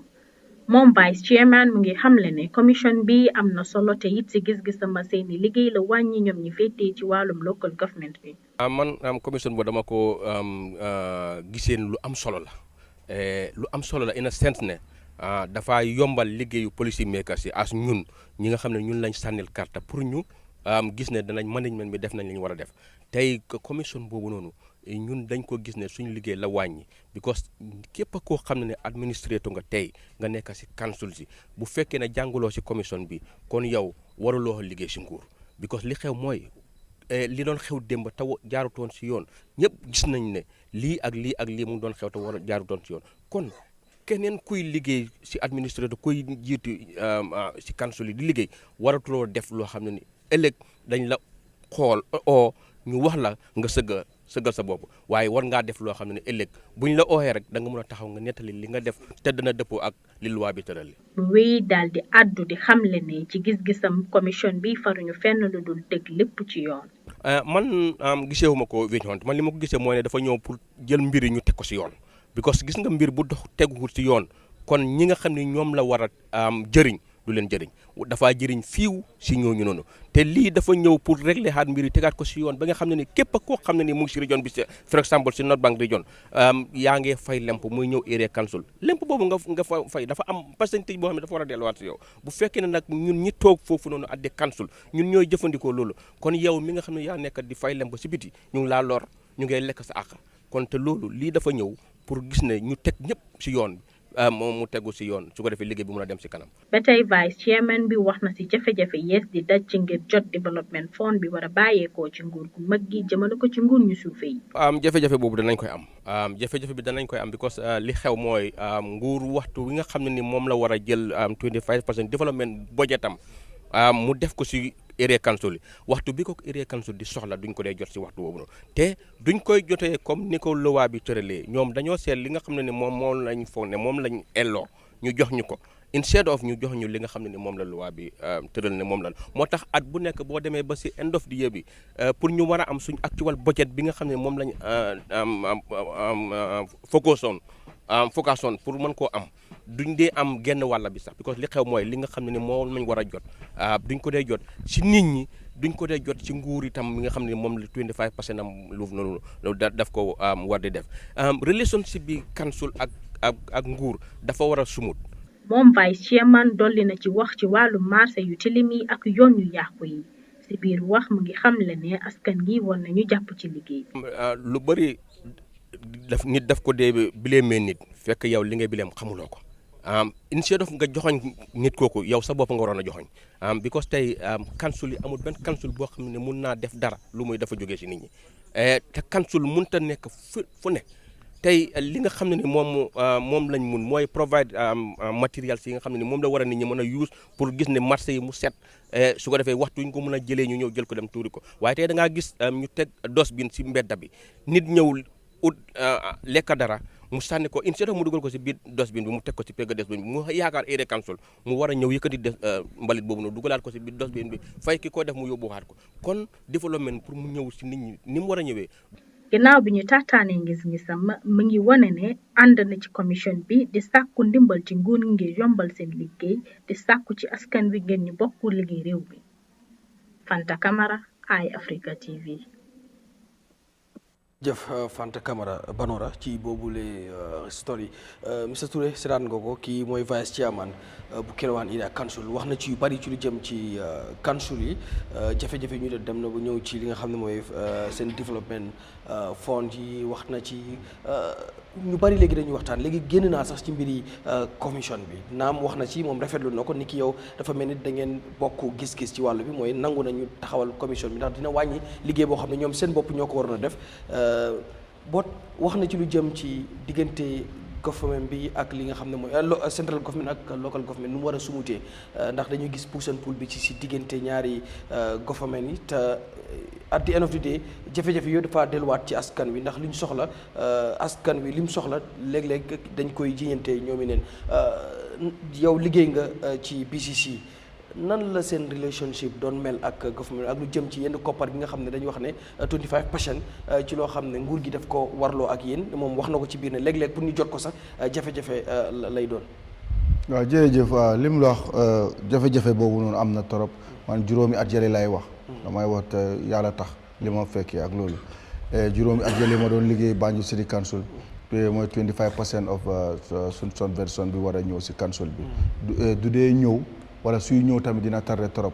parce que affaire yu bari lu ko tardel si loolu la bokka man li ma mun a fàttale réalise ma fàttaleku mooy bañ demee 2017 ba ñu ñëw 2018 ba 2019 2020 ba mun naa laa wax rek ne la ba coalition bi dooree di split ak tamit UDP ministre si génn si government bi la ñun man bi ko BCC laay waxee waaw BCC laay waxal leen door di suffer because of politique partisan door na président Barrow am na intention pour am parti boppam soo gisee ne ñu ne UDP leen so that was lot of infighting bu amoon you know parce que lot of committees lañ bokk especially boo xam ne road construction bi la woon man dama daan dem di represent mayor bi mooy road construction bi nekkoon si maa ngi woon si naka la tuwaati board bi waaye after loolu lañ xamatu dara si yëfi construction bi so liñ fi doon wax yëpp mooy rek partisan bi la du ñuy seet suñu réew te yàlla dafa def loo xam ne dafa dangereux trop ne ñun képp a kuy jël place saka si yenn place kon li booja da nga day jël alxuraan ngi waat waaye daf dee mel ni ñun waat boobu duñ koy fàttale ko duñu waat ne nangam juumte dina dee am waaye yéenay to be honest daf dee deliberate trop parce que yow xam nga ne yow nga ne da nga compétent wala dañ la jox place bi pour nga make difference da nga war a make nga def difference boobu noonu lu tax ma wax loolu mooy yéenay to be honest waruñ di ko war a mun a toog sax di ko waxtaanee fii kon li ma woon si njëlbeen la rek président Barrow moom mu xam ko keneen xamu ko ñu xam ko moom yëpp moom proposam lan la woon si ñun yëpp ñu nekkoon si struggle bi doon ëllëg génne fi Jammeh de ñoon dabaaxa ñoom courant duñ ma bàyyi ma fenn mooy woon pour ñu ceeñ luwaay yi ak jikko yi ak ni Gambie doon mel looloo neexutoon nit yi waaye loolu mbaa am na mooy système ceeñ bi courant di wax ndax am na parce que léegi commission bi li ñoo wax fii nii yëpp at the end of the day kumba bu am dee kumba bu amul ndey la rek pour fu mu nekk nii ñëpp ne xay UDP bu loolu soo leen joxee nguur gu mag gi moo gën a garaaw xam nga dañoo gën a sàcca because of nguur gu ndaw gi nu mel nii te nañ xam ne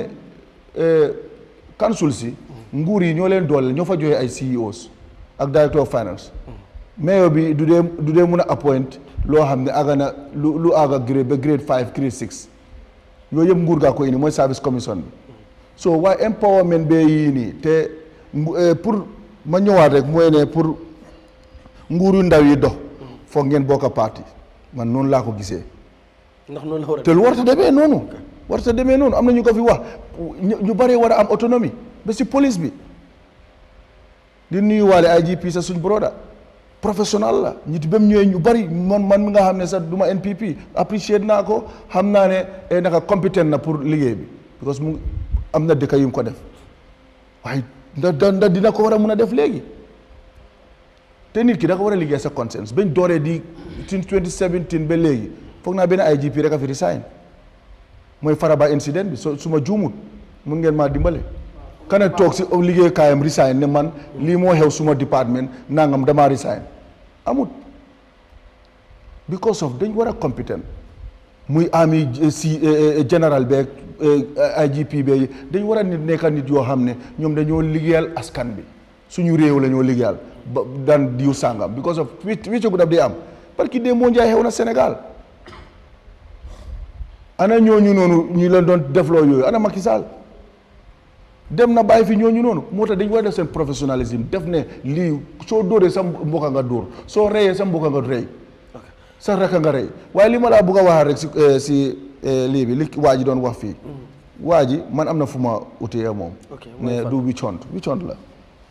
man nangu naa ne luñ war a lii la waaye naka la tuwaati propose bi you know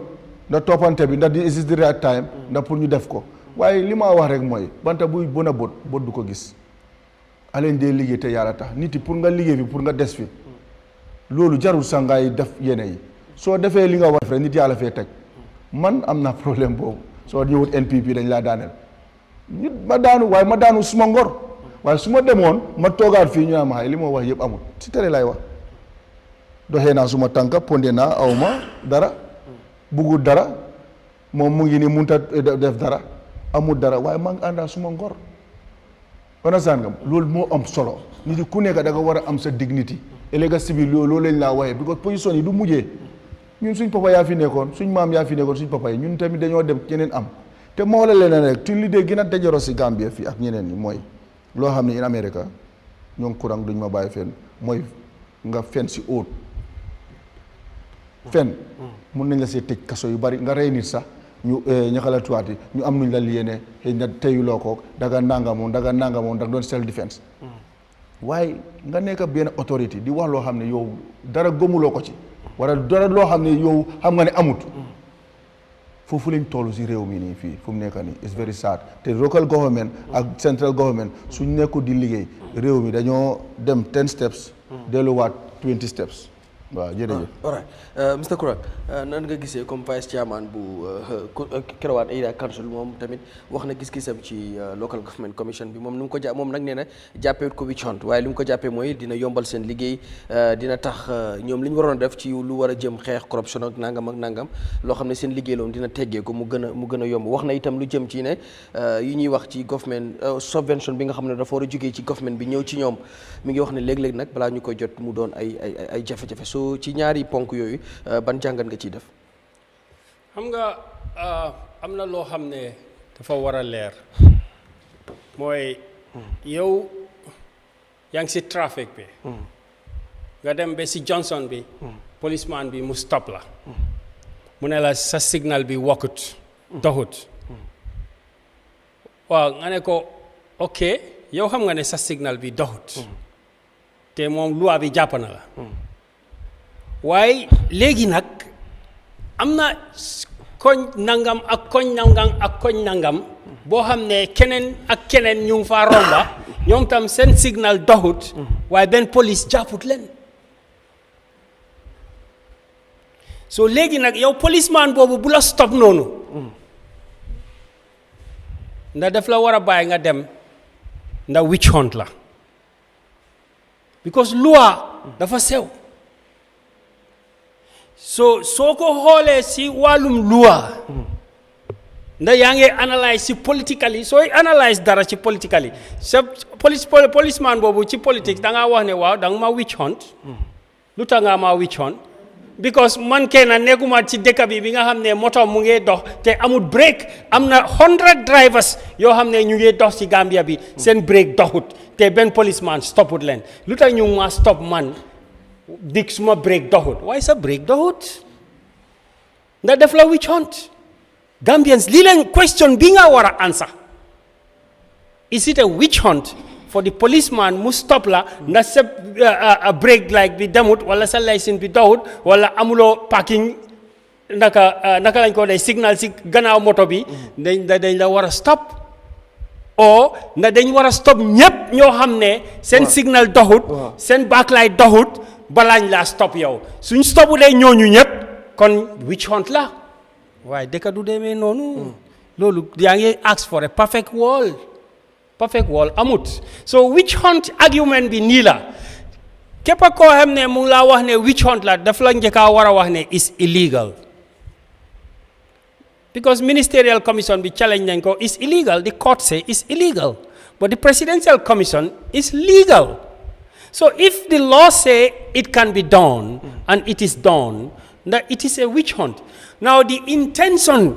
and the circumstances bu ñëwee yes boobu is still debatable to look for Yahya Jammeh's assets yow mun ngaa wax ne witch hunt la because ñu ngi look for Yahya Jammeh's assets ñu nga xam ne ñu ngi ko investigate sax sun record bi is questionable but no man is perfect but does that mean that Yahya Jammeh's assets are legal, are his own? Should they be investigated? Should they not be investigated?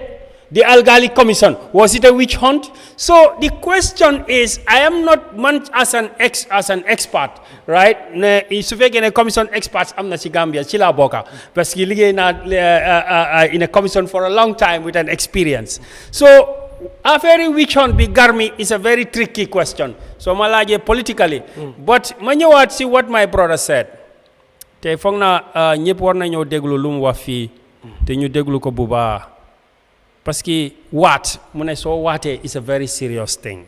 te Gambians war nañoo xam ne is a very serious thing nga jël dëkk bi 1965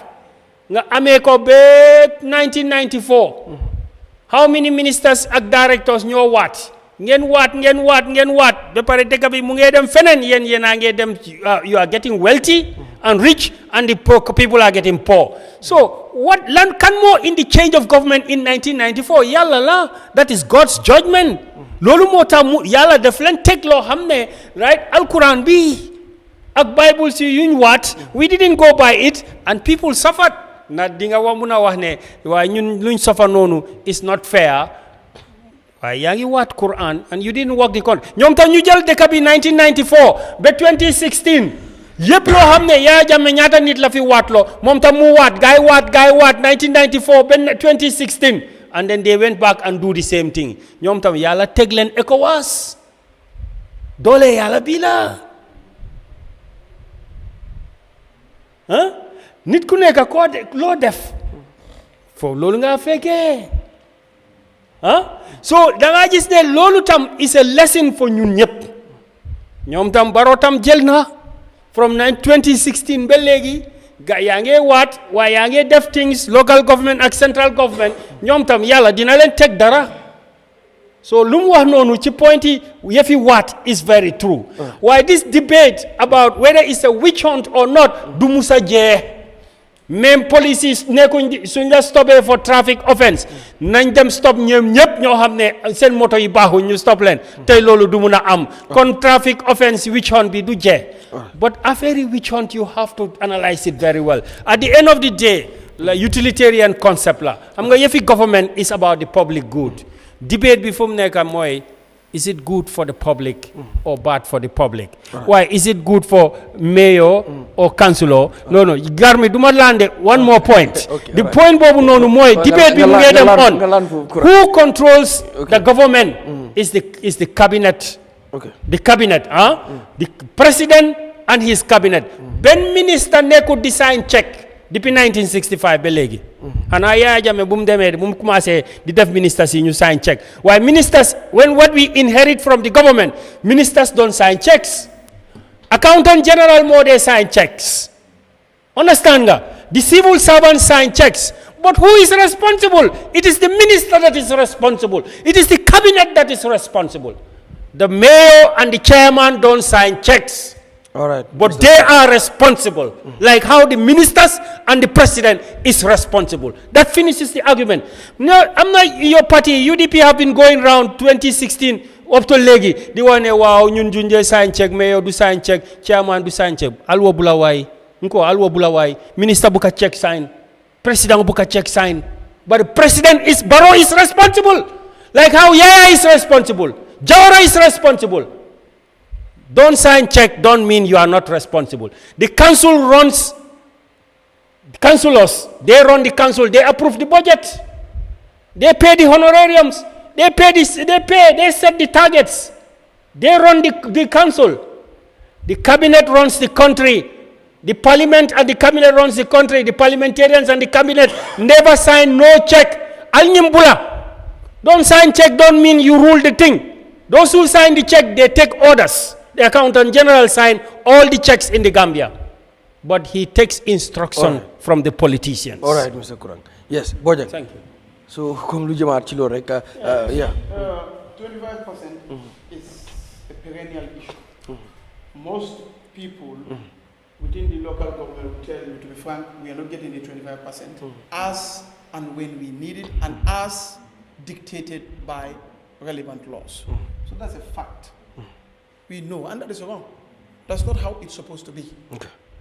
It's supposed to be done properly. And if there are issues with logistics and this and that, why not government and local government sit and see how they review the process, streamline it, so that people will, the local governments will get what they want to get at the right time. That is it. We all want to get kids. But at least we want to get kids in our 20s, 30s, not when we are 60 years. If we get, we say Alhamdulillah. But the thing is, we want to get it at the right time. That is the truth. With the issue of witch hunt, it's okay anyhow you see it. But you see, the analogy is wrong. Police officer is posted somewhere or would mount a vehicular checkpoint random at any point in time. So that individual, you cannot tell him because he is within a jurisdiction. No, it's not random. No, I said random, for example. Example. Okay, let's even it's take not, it. No, allow me. Well, allow him, Mr. For audience to understand. Yes. Let's say random is not there. Yeah. He and I knew that in this country, each police station has a jurisdiction that they cover. For example. The government orders the checkpoint. Allow him, Mr. Kurang. Allow me. Please don't interrupt That analogy him. is wrong. It's not premises on anything. How? Valid. How? I'm coming, you will understand. Yeah, just allow him It is to finish. going to be not a witch hunt if you bring a different analogy. But this one, I'm going to refute it and you will see. Okay. If you go to Lateria today, police station, and let's say your case is Sukuta, you go to Lateria, they'll tell you, no, go to No, we're talking Sukuta about station. No, allow me. Traffic. No, allow me. Yes, Mr. Kurang, please just allow him. me. Yeah, No, just no, allow. the Yeah, but argument just is allow him. They to have talk. limitation. That is different with government or the president of this country. His limitation is very limited. Very limited. Virtually, he could do a lot of things. Because, yes, say you are not a police officer, but you are the one who appoints the IGP. You are the one who appoints the Interior Ministry. So why are you telling me he doesn't have the capacity to be able to make sure each and everyone who breaks the law, one, there is a system in place, two, there is a monitoring and evaluation system. He has that power. That is different from the police officer who is at Jabang or in Kamfenda, who doesn't even have any resource. We are talking about the head of state. So you cannot say it's not a witch hunt. It's a witch hunt. Why would you pardon Jokuba and Sabali and Banja? Why would you do that? When you have people languishing in mile 2 because of our justice system is bad. Do you know we have been exploiting criminals also in this country? We have violated their rights because part of the judicial system is what? To promote reforms. If you sentence somebody for 10,000 theft for, let's say, 5 years, but you have not included in your sentencing that the government of the Gambia should look at the root cause, and for this boy, the root cause is he has no qualification. Make sure it is by force in prison for that individual to have a trade before he leaves prison. That is what we refer to as correction. But we are bent on punishing only. Tell me, when did you see a cold case where the judge now said, okay, 2 years imprisonment with mandatory cost nangam or this trade? That way, when that individual leaves the prison, he has now a place to go and what to hold on to. But we are only bent on punishing people and making them hardcore criminals. Because you are in one place for 10 years, no skill, no anything. When you come out, you have nothing and you have to eat. What will you do again? You go back to your old ways. We have to look at this country holistically. Boya, so yes, if it is the police, they have limited jurisdiction. But the president, he is the one who decides. And he has all that power and we pay him for all that. So you cannot say, no, the president cannot touch everybody. No, that is not true. He can touch everybody. Because he has the power. Because these are what? Reports that are bare. Everybody sees them. Yeah. And you get the recommendation. Yeah, recommendation, you as a president. Boya, what's your line? Allow me, I know. Yeah, Kurang, just allow him. You don't want you to interrupt him. So please allow him. No, I don't see. Yeah, but just allow him. It's logic. Yeah, but allow him. Just allow him. In the case of commissions, they present a report.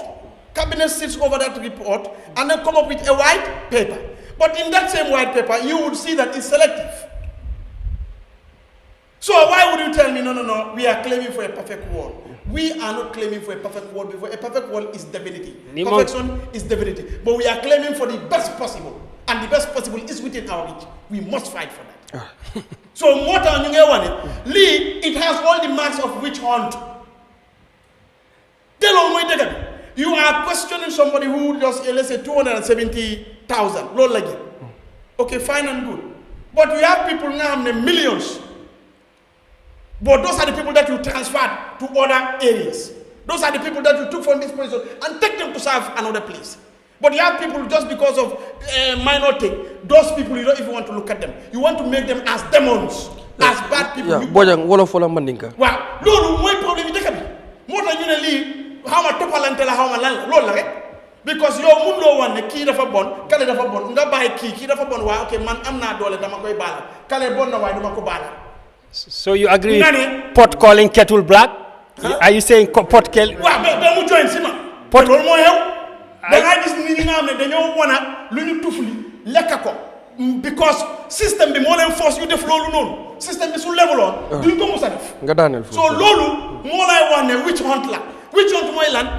Ma am la si nii wala ma am na si naa tey maa la wax fen bi tey Talib for example su ne ok damay dem NPP bul wooy ni man ku ke kuute la comme bi dina lifi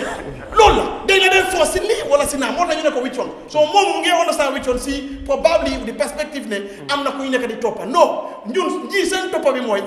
ñu yaaxala si nit ñi wala nga ñëw si ñun loolu moo tax ñu ne la witch hunt la because am nañ doole pour even stop loolu noonu waaye duñ ko def te ñu ngee taana so taana bi moo correct moo tax ñu ne la witch hunt la thank you because taana bi correct ñun yëpp suñu defee any problem who is the witch nañu xool ok ñii def nañu xool naka la na jéegal ñooñu yëpp moo tax kii waxoon na fi benn bés fi ne moom soppatu sa président di mayee xaalis kenn nit président mu ngi fi boobu pour ñëpp soo mënta may ñëpp téel sa xaalis xam nga loolu tamit is logically all right because otherwise mun loo baalal kii kale doo ko baalal. Thank you Boja. So easy. All right Mr kii Dabakh naka la noo gisee Kirawaan ñoom tamit seen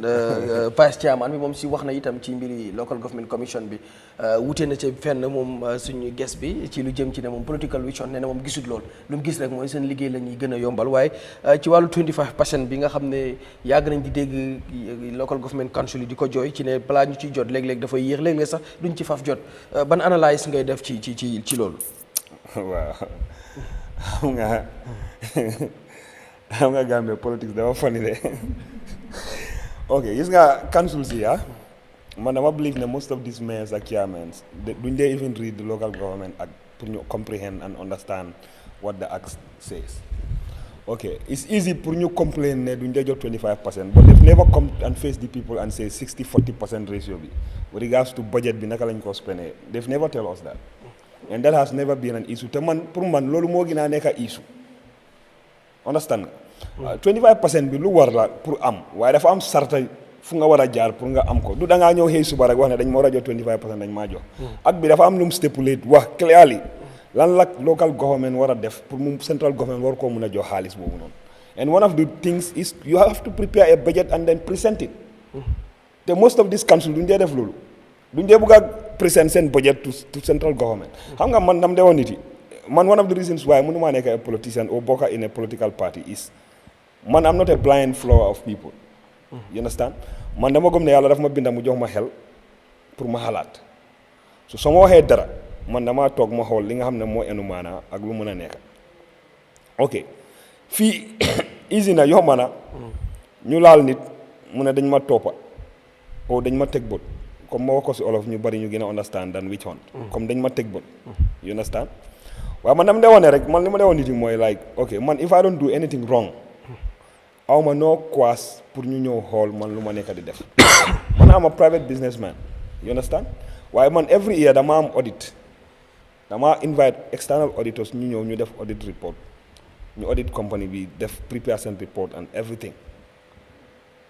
ma teg ko si yoon am file bi ma file ko pour ëllëg moo tax nekkul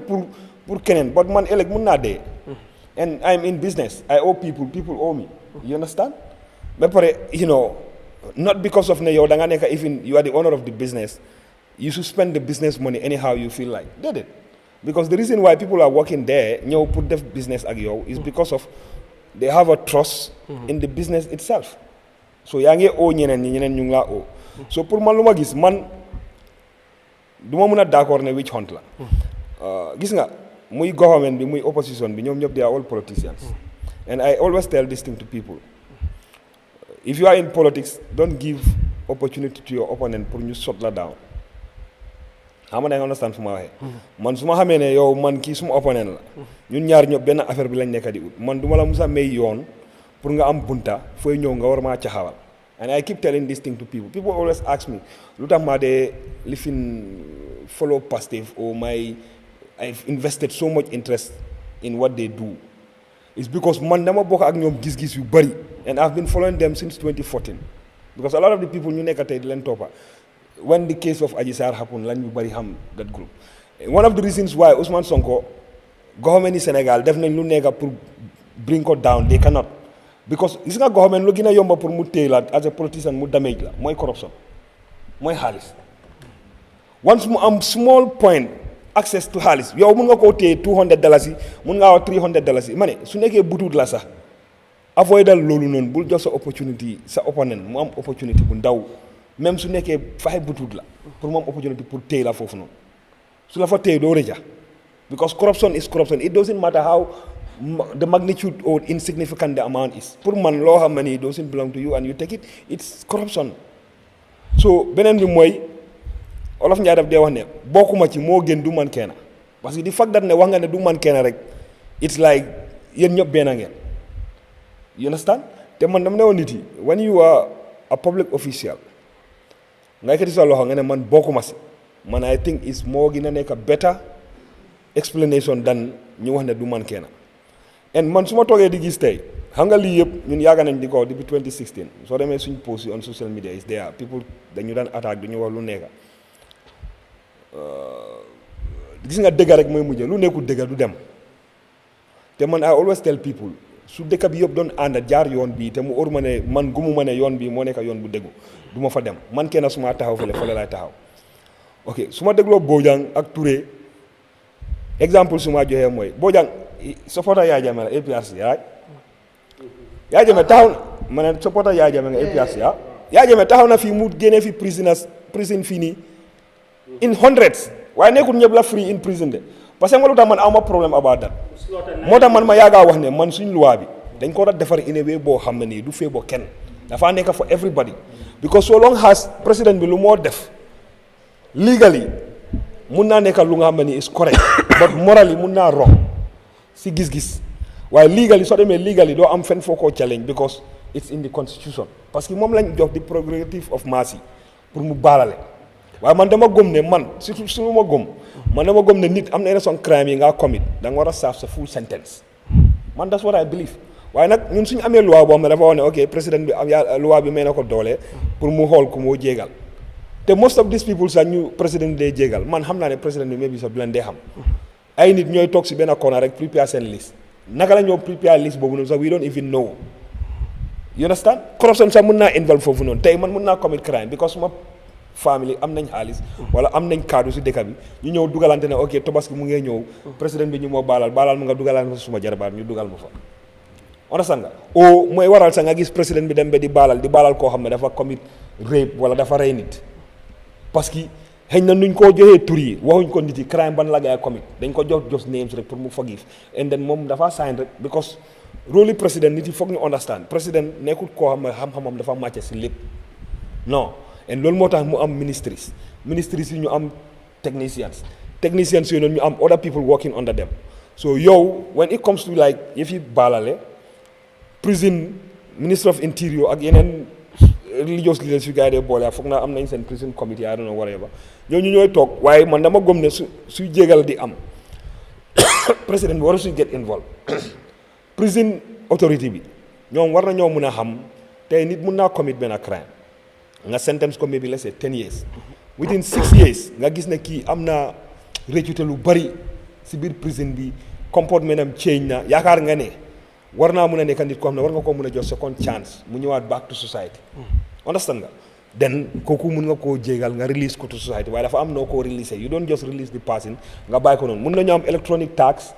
understand nga for the meantime ñu ne la ok bul dem si boori school bul dem area boo xam ne xale dañ fa nekka o bul dem area boo xam ne nangam because of the kind of crime bu nga commit on in the past pour ñu bañ ñu put the lives of young people in danger because of sa past bañ dem ba gis ne yow totally definitely reform nga and then mun nañ laa release back to society ñu release la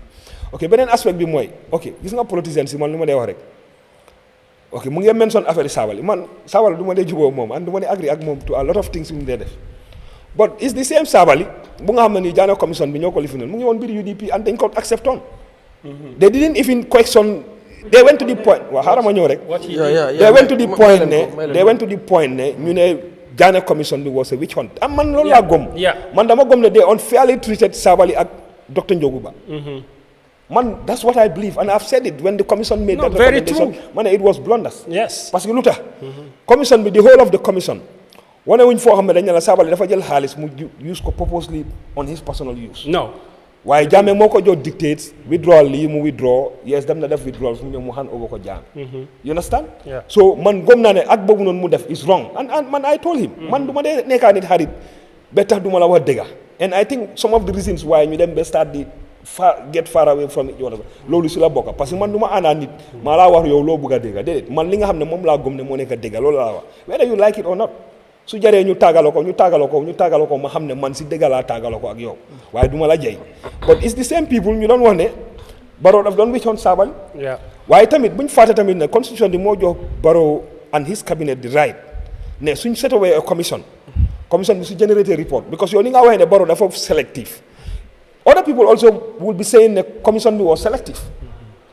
or was biased. Understand? Because loolu lu ma wane mooy we are all human beings. No system bu nga xam ne doomi aadama moo ko defar is perfect. So commission bi mën nañoo make recommendations. Cabinet am na right pour mu sit over because loi bi moo leen ko may ñu review the recommendations ñu check ok kii punishment am bi is too harsh because of this ok nañ ko wàññi ñu def ko lii ok kii dañ ko unfairly treated o kii joxuñ ko opportunity bi pour mu ñëw face. So pour man li ma gëm mooy ne moo tax man dama yàgg a wax ne su ñoo defar constitution waruñoo defar constitution boobu ne dañoo copy and paste America def na lii nañ ko ijj non it's not whatever is good for America is good for Gambia parce que ñoo America bokkuñ aada bokkuñ diine bokkuñ gis-gis bokkuñ gëm-gëm man dama gëm ne su ñoo defar suñ loi dañ ko war a defar based on ñu dëkka si dëkka bi seen diine comme tey Christianity Islam ñoo fi nekk dominant religious but even am na ñoo xam ne ni they are not Christians they are not Muslim ñoo ñëpp da nga leen war a bàyyi la xel because when it comes to the law constitution bi ñun ñëpp we are all equal under the law nekkul ne man jullit laa rek o jullit yi ñoo nekk di majority so we should have a constitution that favors the Muslim You understand? Because Gambia nekkul Islamic State. Even though man am a Muslim and I will always advocate for my right as a Muslim. waaye nag ñoo defar loo xam ne nii pour dëkk bi yëpp ñoo ko bokka doo xaajale kenn doo seet kenn so beneen aspect bi mooy man dama gëm ne nit ku nekk dafa deserve second chance in life and lii laa dee wax politicians yi because of somebody ñëw na join la tey nga clean all the bad records yu mu am yëpp lu mu saw yëpp nga sànni ko si biti tomorrow mun na faa génne mu dem another political party nga start nga bugg a isiwaat wax yooyu noonu so man du ma la jël seriously no understand nga te man li ma dee wax rek mooy ñu bokkoon si coalition bi yëpp man I keep saying this and soo ko waxee people get angry ñoom ñoo create all this mess bu nekk di happen tey te mënuñoo génnee seen bopp si loolu because from 2016 to 2021 ñëpp xam nañ ne 2016 main purpose of coalition bi was ñu génnee Jammeh number 1 number 2 was to make reforms you understand but immediately Jammeh left within the coalition ñu start di form seen groups even though form nañ ko well before even ñu dem to the election because ñëpp xam nañ Kerava Beach Hotel naka la tuddaati sélection bi naka la demee woon foofu noonu and later ñoom seen boppa ñëw nañ toog di wax because man dama ko dee wax no disrespect to Barrow but man doo ma tegal Barrow nga tegal ma Halifa man ne damaa sànnil Barrow and loolu moo nekk dëgg su nekkee ñun dañ serious and we want development you understand because lu tax nit ki jànga do everything but it's very much important parce que daf dee tax nga dëgër to the point like ne nit du la mun a manipuler tey man mun naa ñàkk a nekk docteur waaye scientifically mun naa make researches yoo xam ne nii tey docteur bi minister of health su ñëwee moo xam loo xam ne enewut maanaa dinaa xam ne lii enewut maanaa you understand but sometimes ñun dañ dee put suñ personal interest and politics to the point ne ñu faate so at the end of the day man I can remember in 2017 waxoon naa ma ne these people are playing a game with Barrow but su gaa yi caaxaanee Barrow dina gas pax boo xam ne daf leen faa dugal ba pare mu jël 40 feet container mu teg ko seen kaw ba pare mu concrete ko and they will never get up and loolu moo nekk lu happen because sometimes you see Gambians don't comme lu Kurang wax rek Gambians don't learn our lesson when Jawara came in the political scene people thought okay about a up country la xaaral ñu lifin ko mu outsmart lañ and he end up being the president Yahya Jammeh ñëw 1994 kanilay booyo nangam smartu amul lifin angalem bi dëgërut he manipulated us and then we all know how we ended we played the same game in 2016 under estimating Barrow jàngam bi soriwut amul university degree dugg na fii génne na fële we've seen what is happening and if the trend continues I am telling you mun naa serve 20 years mun naa serve 23 years or 25 years and noonu la ñoo continuer di dem te dëkk bi dafa toll foo xam ne nii man pour man passé nañ stage boo xam ne nii dañoo génnee Barrow rek fixaat beneen nit no we need to have a plan we need to have an agenda we need to have a system bu nga xam ne nii loolu moo ñu mun a génnee 60 years of lack of development 60 years nekka di wër di ñaan 60 years nekka di import almost 80% of what we eat 60 years of not having good education system bu nga xam ne tey because soo xoolee 20 years ago our public sector education system was way better time boobu nit yi sax dañ dee xëccoo pour dem public school than even private school but right now nii tey to be honest if we are fair to ourselves su nekkee am nga xaalis bi nga bugg sa doom mu jàng mu am quality education mu pass exams su demee public school sax da ngaa ut private teacher bu koo teach at home o nga yóbbu ko private school boo xam ne da ngaa fay almost $50,000 per term lu tax is because our education system in the public sector is failing te loolu yëpp pour man loolu moo nekk lu gën a important these are some of the things yu ñu war a toog ñu xool 2026 if we are serious about our future loolu la ñu war a debate about ok ban programme la ñoo teg kan moo ko mun a jël du man maa lead political party bi maa nekk majority rek dañ la war a jox nga lead o man maa yaaga di xeex non we need to look for somebody ku nga xam ne nii am na track record loxoom set na kenn mënu koo wax dara ba pare na pour joxe life am ak alalam yëpp pour Gambia because nit ki su demee ba dëkk bi tolluwul ko foofu noonu man dama believe ne they can easily be corrupted and suñu waxee corruption it's not only about money tey nit mën na laa corrupt si wax nit mën na laa corrupt because of da nga am emotional attachment to the person to the point like okay su ma ñëwee ok su ma supporté su ma wiinee I'll give you tey billahi man I tell you this thing to people 2021 if UDP had win probably tey Sabally would have occupied a position in government of course and loolu moo nekk dëgg you understand so pour man foog ñu am système boo xam ne nii su ñoo jël nit dañ laa jël because da nga compétent da nga am clean record da nga naka la tulaat yi sa bugga réew bi kenn mënu koo naatable ba pare sa loxo dafa set loolu suñ ko defutee ñuy dajale ay corrupted people politicians ñoo xam ne ni amuñ liggéey dañ jël politics as more of like an entrepreneur te dama dem si parti bi parce que moom amal njëriñ su ma demee ba gisatuma foofu suma interest ma move to another party and it's the same people moving from one group to another tey nga wax taga kii ëllëg nga xaskele ëllëg nga taga kele gannaaw ëllëg nga xaskele so pour man loolu moo nekk suñu major problem in this country. Thank you. Just 20 minutes to go lañu am ndax passe levi ñu jeexal dama bëgg a dikk ak yow ci lii rek comme luñ gisaat ci xibaar ci lu jëm rek ci ñaar fukki staff ak juróom-ñaar ci BCC nekkatuloo fa waaye itam li tax ñu seen leen wala li nga xam ne moo jëm rek ci local government service commission bi daal di santaane ngir ñu seen leen to administrative leave ngir ñu wéyal li nga xam ne mooy investigation bokk na ci yoo xam ne ca ba muy xew ci lu ñu war a investigate yow yaa nga fa woon ci ñu tudd nag si seen tur ñëpp amul fenn foo xam ne gis nañ la fa tudd nañ fii ñu bari ñoo xam ne day affected ñoo xam ne dañ war a investigate te bu fekkee dem nañ ba xëy na lu ñu investigate wala lu leen di tuumaal ci lu jëm ci njuuj njaaj yu ñuy njortu foofu noonu am na xëy na dina am yeneen jéego yu ñu jël waaye jamono ji ci bu ñu sukkandikoo ci xibaar bu ñu jot li ñuy ñooñu nga xam ne dañ leen seen administrative leave half salary lañ leen di fayagum ngir police wéyal li nga xam ne mooy investigation boobu tey coow li ñu gis ko duñ dëggal dara ndax mën nañ ko jàppee ne ale ci la tey gars yi ngi investigation waaye bu ñu demee ba investigation bu pare ñu liñ leen di ji ñu def ko ndax lii tamit du jox dëgg government bi ci ne kon liñ setobee local government commission donte nga àgguñ sax defe naa BCC bu fekkee àgg nañ fa tamit ndax man seetlooguma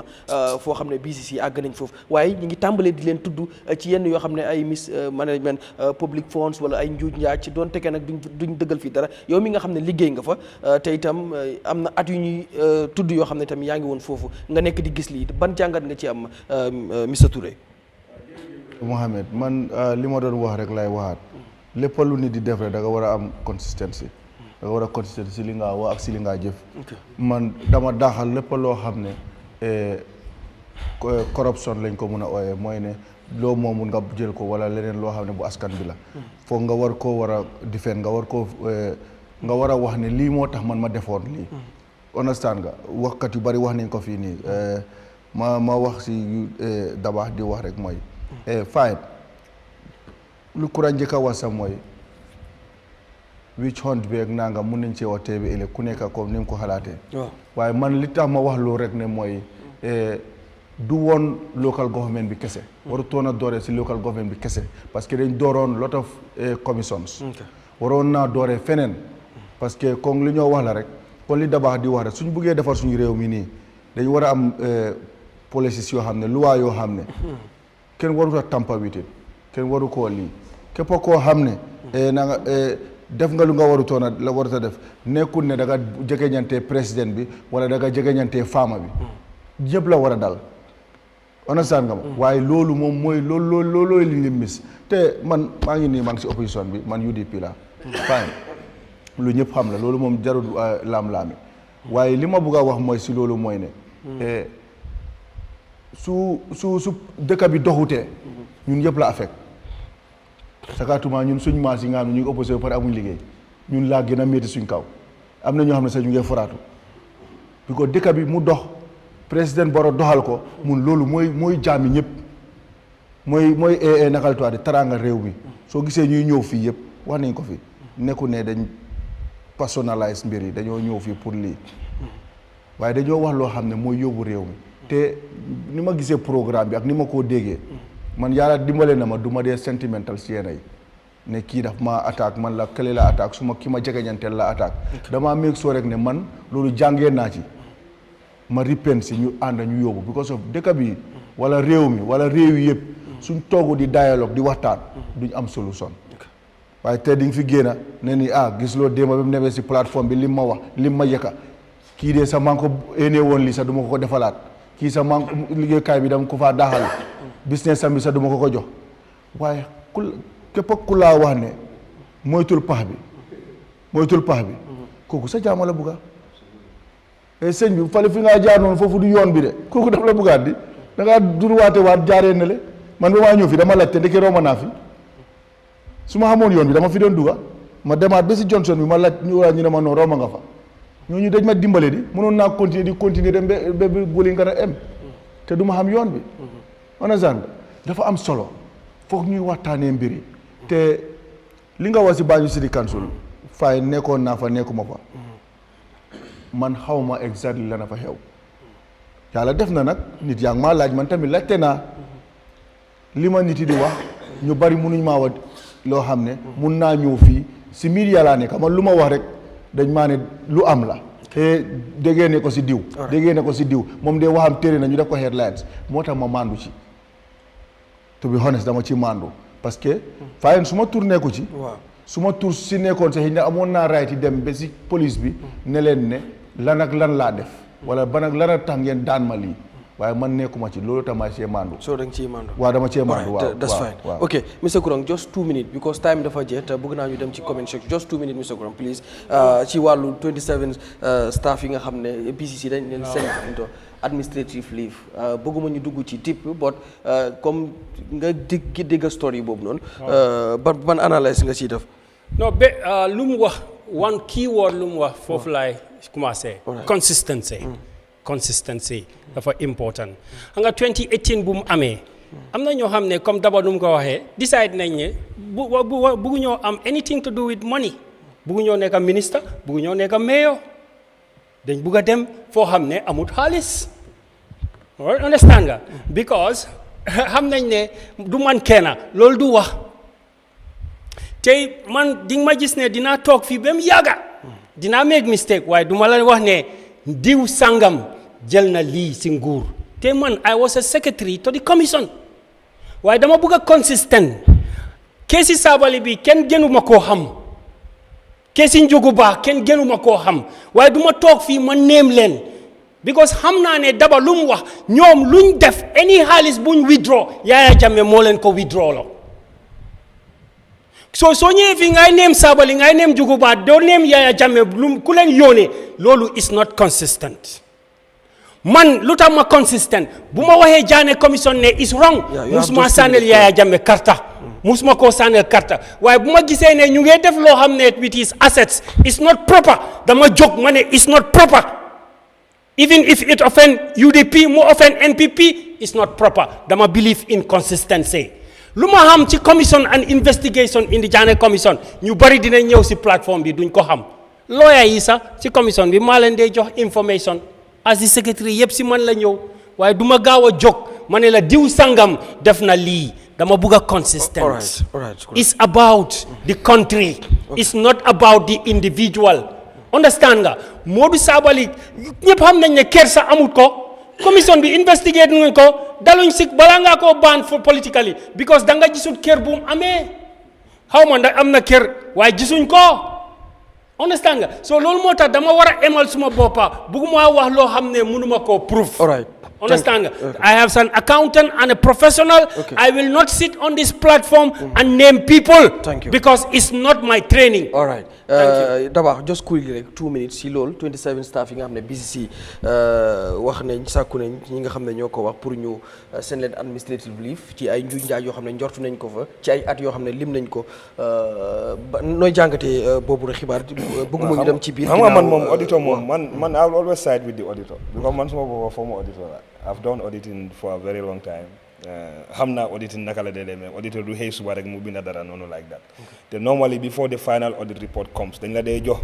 opportunity pour nga clarify yéena yi su nekkee ne time bi ñu la koo laajte gisuloo woon documents wala amuloo enough information dañ dee ñëwaat back before ñu finalize so auditor su demee ba mu finalize rek daf dee óor ne am na si lu dëgër lu mu taxaw te soo demee si audit report bi daf laa wax su nekkee voucher la dina la néemal voucher bi wax la amount bi check bi everything fii la dugga banque bi nii la nii so moo tax man sometimes su ma gisee ñeneen ñi di weddi audit report dam dee ree parce que nga nit ki tam loo xamul rek xamuloo ko so seen lañ administrative leave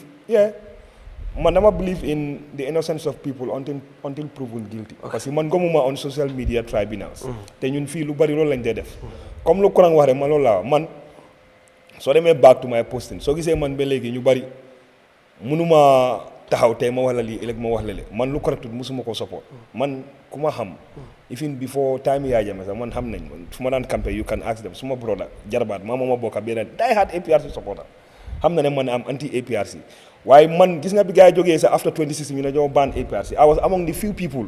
ñu daan génn di wax ne amuñ right bi pour ban lañ because they are Gambians and they are citizens and they have a right unless and until nga ñëw nga mënuma isil crime nga ne ma APRC party bi crime bi la commit not because of Jammeh did this thing dama ban party bi I was among the few people ñu doon advocate for loolu ba ñeneen ñi di ma wax ne lu tax ngay support APRC yow musuloo man la it's not about the party it's about doing what is right because tey lu leen dal ëllëg man mun nañ ma koo teg ñu ñëwaat the same thing lu mu wax si Jammeh commission bi when they started di sell assets si Jammeh man I was among the people parce que dama wax ne Yahya Jammeh mënut a nekk président Gambia for 23 years ñu bëgg maa wax ne amul benn kër boo xam ne moo ko moomal boo xam si lu mu ñaxa si salaire mënut a nekk. You understand? So pour man dama believe in fairness to people du ma dee jël suma emotions parce que dama amaa yow problème a yow noonu so man ñi li gars yi def nii ñu send leen to administrative leave that will give them the opportunity pour ñu dem foofu ñu clarify seen tour and clarify seen name so if the law says that they are innocent Bojang just 2 minutes ci loolu noonu it's procedural it's standard practice pour nga yónni nga xam ne bokk nañ si tuumal te boo gisee ne suñ fa nekkee si office bi xëj na li ngeen bugg a xam si dégg bi wala seen liggéey bi du mun a dem comme ni nga ko buggee is fine and good especially if it is within the confines of the law I don't have any problems with that but you see when you say consistency you practice it you don't stop by saying but you practice it this is not the first audit report for God's sake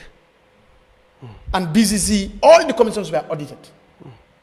all the commissions were audited by the National Audit Office and all these audits were out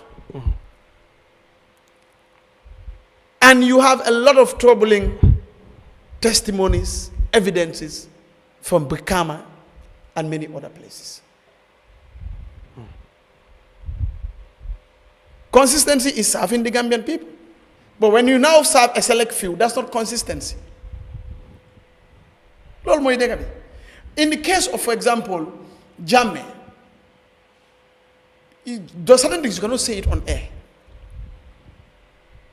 But I can tell you, those that I have interviewed with, and I think you should be a witness, there is never a time I support Jammeh on anything that I think is wrong. It's anything that I think is wrong. If it's right, I support. But again, the commission has not named Jammeh as in the right way. Because when you say commission, is what? You come testify. When did Jammeh testify? All right. But somebody testified, you could testify. Yeah, your 2 minutes. The commission have given their recommendation based on their testimony. Your time is up. So we have right to talk about them. Thank you. All right. And that's consistency. All right. Yes. Thank you. Migo, tey si comment section yi benn rek la ñuy jël amoon nañ fi yu bari but time bi moo dem te each person jox naa la just 2 minutes rek ci lii bokk na xadi nga indil ñu ko mooy contract reveal schemes yi spend over 8 million on fencing Bakoteh Dome site comme ci lu ñuy jël ci newspaper si muy standard newspaper di ñu xamal rek ne am na contract boo xam ne reveal na ne schemes yi spend nañ lu toll ci juróom-ñetti million yu toftal juróomi téeméeri junni ci ngir ñu làkk maanaam fence Bakoteh Dome site mu ñu fi nga xam ne mooy Touré kaay mbalit bu nekk foofee ca Bakoteh Dome site damay njëkk a ñëw ci Mr Touré comment section la bii nag su la neexee nga comment su la neexu tamit doo comment so comment bii nii ci li nga xam ne kenn si ñu testify ci local government commission bi moo ko wax mu ne KMC spending over 8 million just rek to fence Bakoteh Dome site loo ci jàng in 2 minutes. Comment dina bias because of no it's left to you. Wow, no nangu naa waaye dafa am la ma bias dañ ñëw fii pour waxtaan. Okay, all right. Loolu duma ci mun a wax lu sori lu tax ma ne lu ma ci wax lu ma sori mooy lu mu bon xam naa idea of engineering specs yi dafa war a tegu dama war a am dimension bi dama war a am quantity bi ak loolu noonu soo yëpp ma mun a wax ne na doxul to be honest waaye daal lu mu bon because jaar naa GDTI def construction waaye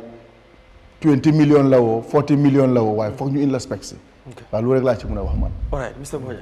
Honestly, absolutely. A fence could be from Koina to Kato.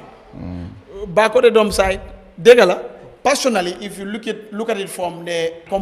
ordinary information, 8 million, waaye nag what type of fence lan mooy diameter bi what are the specifications suñu amee loolu we can actually comment properly but yes come from the wind yeah mun nañoo wax ne we think 8 million is too much yes but then we can only justify and argue better su ne am nañ the right information which would include the specifications. Mr. Kurang. loolu moo tax commission is about public judgment. You know, am na ñuy seetaan ñu ma gën a xam. Comme suma brother nu mu ko waxee man duma contractor. So lii opportunity la for the Gambians to take it and analyze it and make their own ñoom ñu decide lan mooy dégg bi you know ak lan mooy loo xam ne you know no I mean loolu mooy that's the public waxal sa naka la tuwaati sa no sorry du ma mënul wala wax lo anyway no waaw because consistency la naka consistency moo tax ma ne la dama dee fair right so ma laaje personally mun naa wax leneen waaye professionally you know foog ma respect you know the judgment of the people you know and te dafa nekk process boo xam ne you know it's still going on te dina am you know yeneen laajte yoo xam ne yuy am mu gën a leeral you know the situation than information boo xam ne you know first information la you know they need you know people need second third and fourth information you know ñu mun a make the decision no loolu laa dee bugga because xam nga you know Gambia dañ dee gaaw a process information benn thing rek su génnee rek te you know people analyze and people take stands te after leneen def dee ñëw boo xam ne akamool booleele xam nga lifin boobu noonu daf dee betta nit ñi because situation daf dee betta nit su ma génnee fii ma ne kii dafa corrupt Jammeh commission dañ ko victimize then after mu ñëw suma parti oh no he is clean then after su génnee suma parti ma ne no he is dirty no yow doo am consistency and credibility again te man I don't fall into that trap so duma dee bugga public argument mu bettam thank you Dabakh just quickly rek si lu jëm ci contract bi ñuy wax ci Bakary Tom Shire nga xam ne KMC spend nañ ci $8.5 million pour fence ko waaw dama alu to some of the things you comme ñu ñeneen ñi wax rek I'm not an engineer waaye I've been into construction dam na def projects yoo xam ne dafa include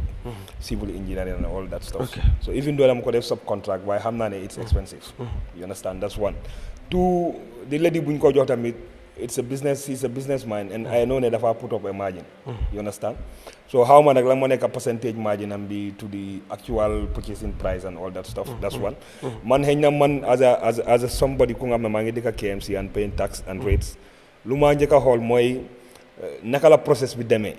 you know ndax was it an open tender or was it a single source and all that stuff maybe man loolu moom waa gën a particular than the cost and also fencing the area ban njëriñ la am for the people living within the municipality su nekkee because sometimes man I always tell people everything that you see am na the good and the bad but if the good supersedes the bad after you can say okay it's good so sometimes for example Bakotadam side nu meloon ak the health hazards we nekk within that environment especially mu ngi face naka SOS seen clinique bi ak SOS Children Village bi xale yi nekk foofu noonu you know saxaar bi pollution bi waste bi di ngelaw bi di ko naawal muy dugga si kaw tali bi dem di dugga si kër yi so pour man loolu is not something that you can monetize so su nekkee ne at least fencing the dump site limit na some of those impact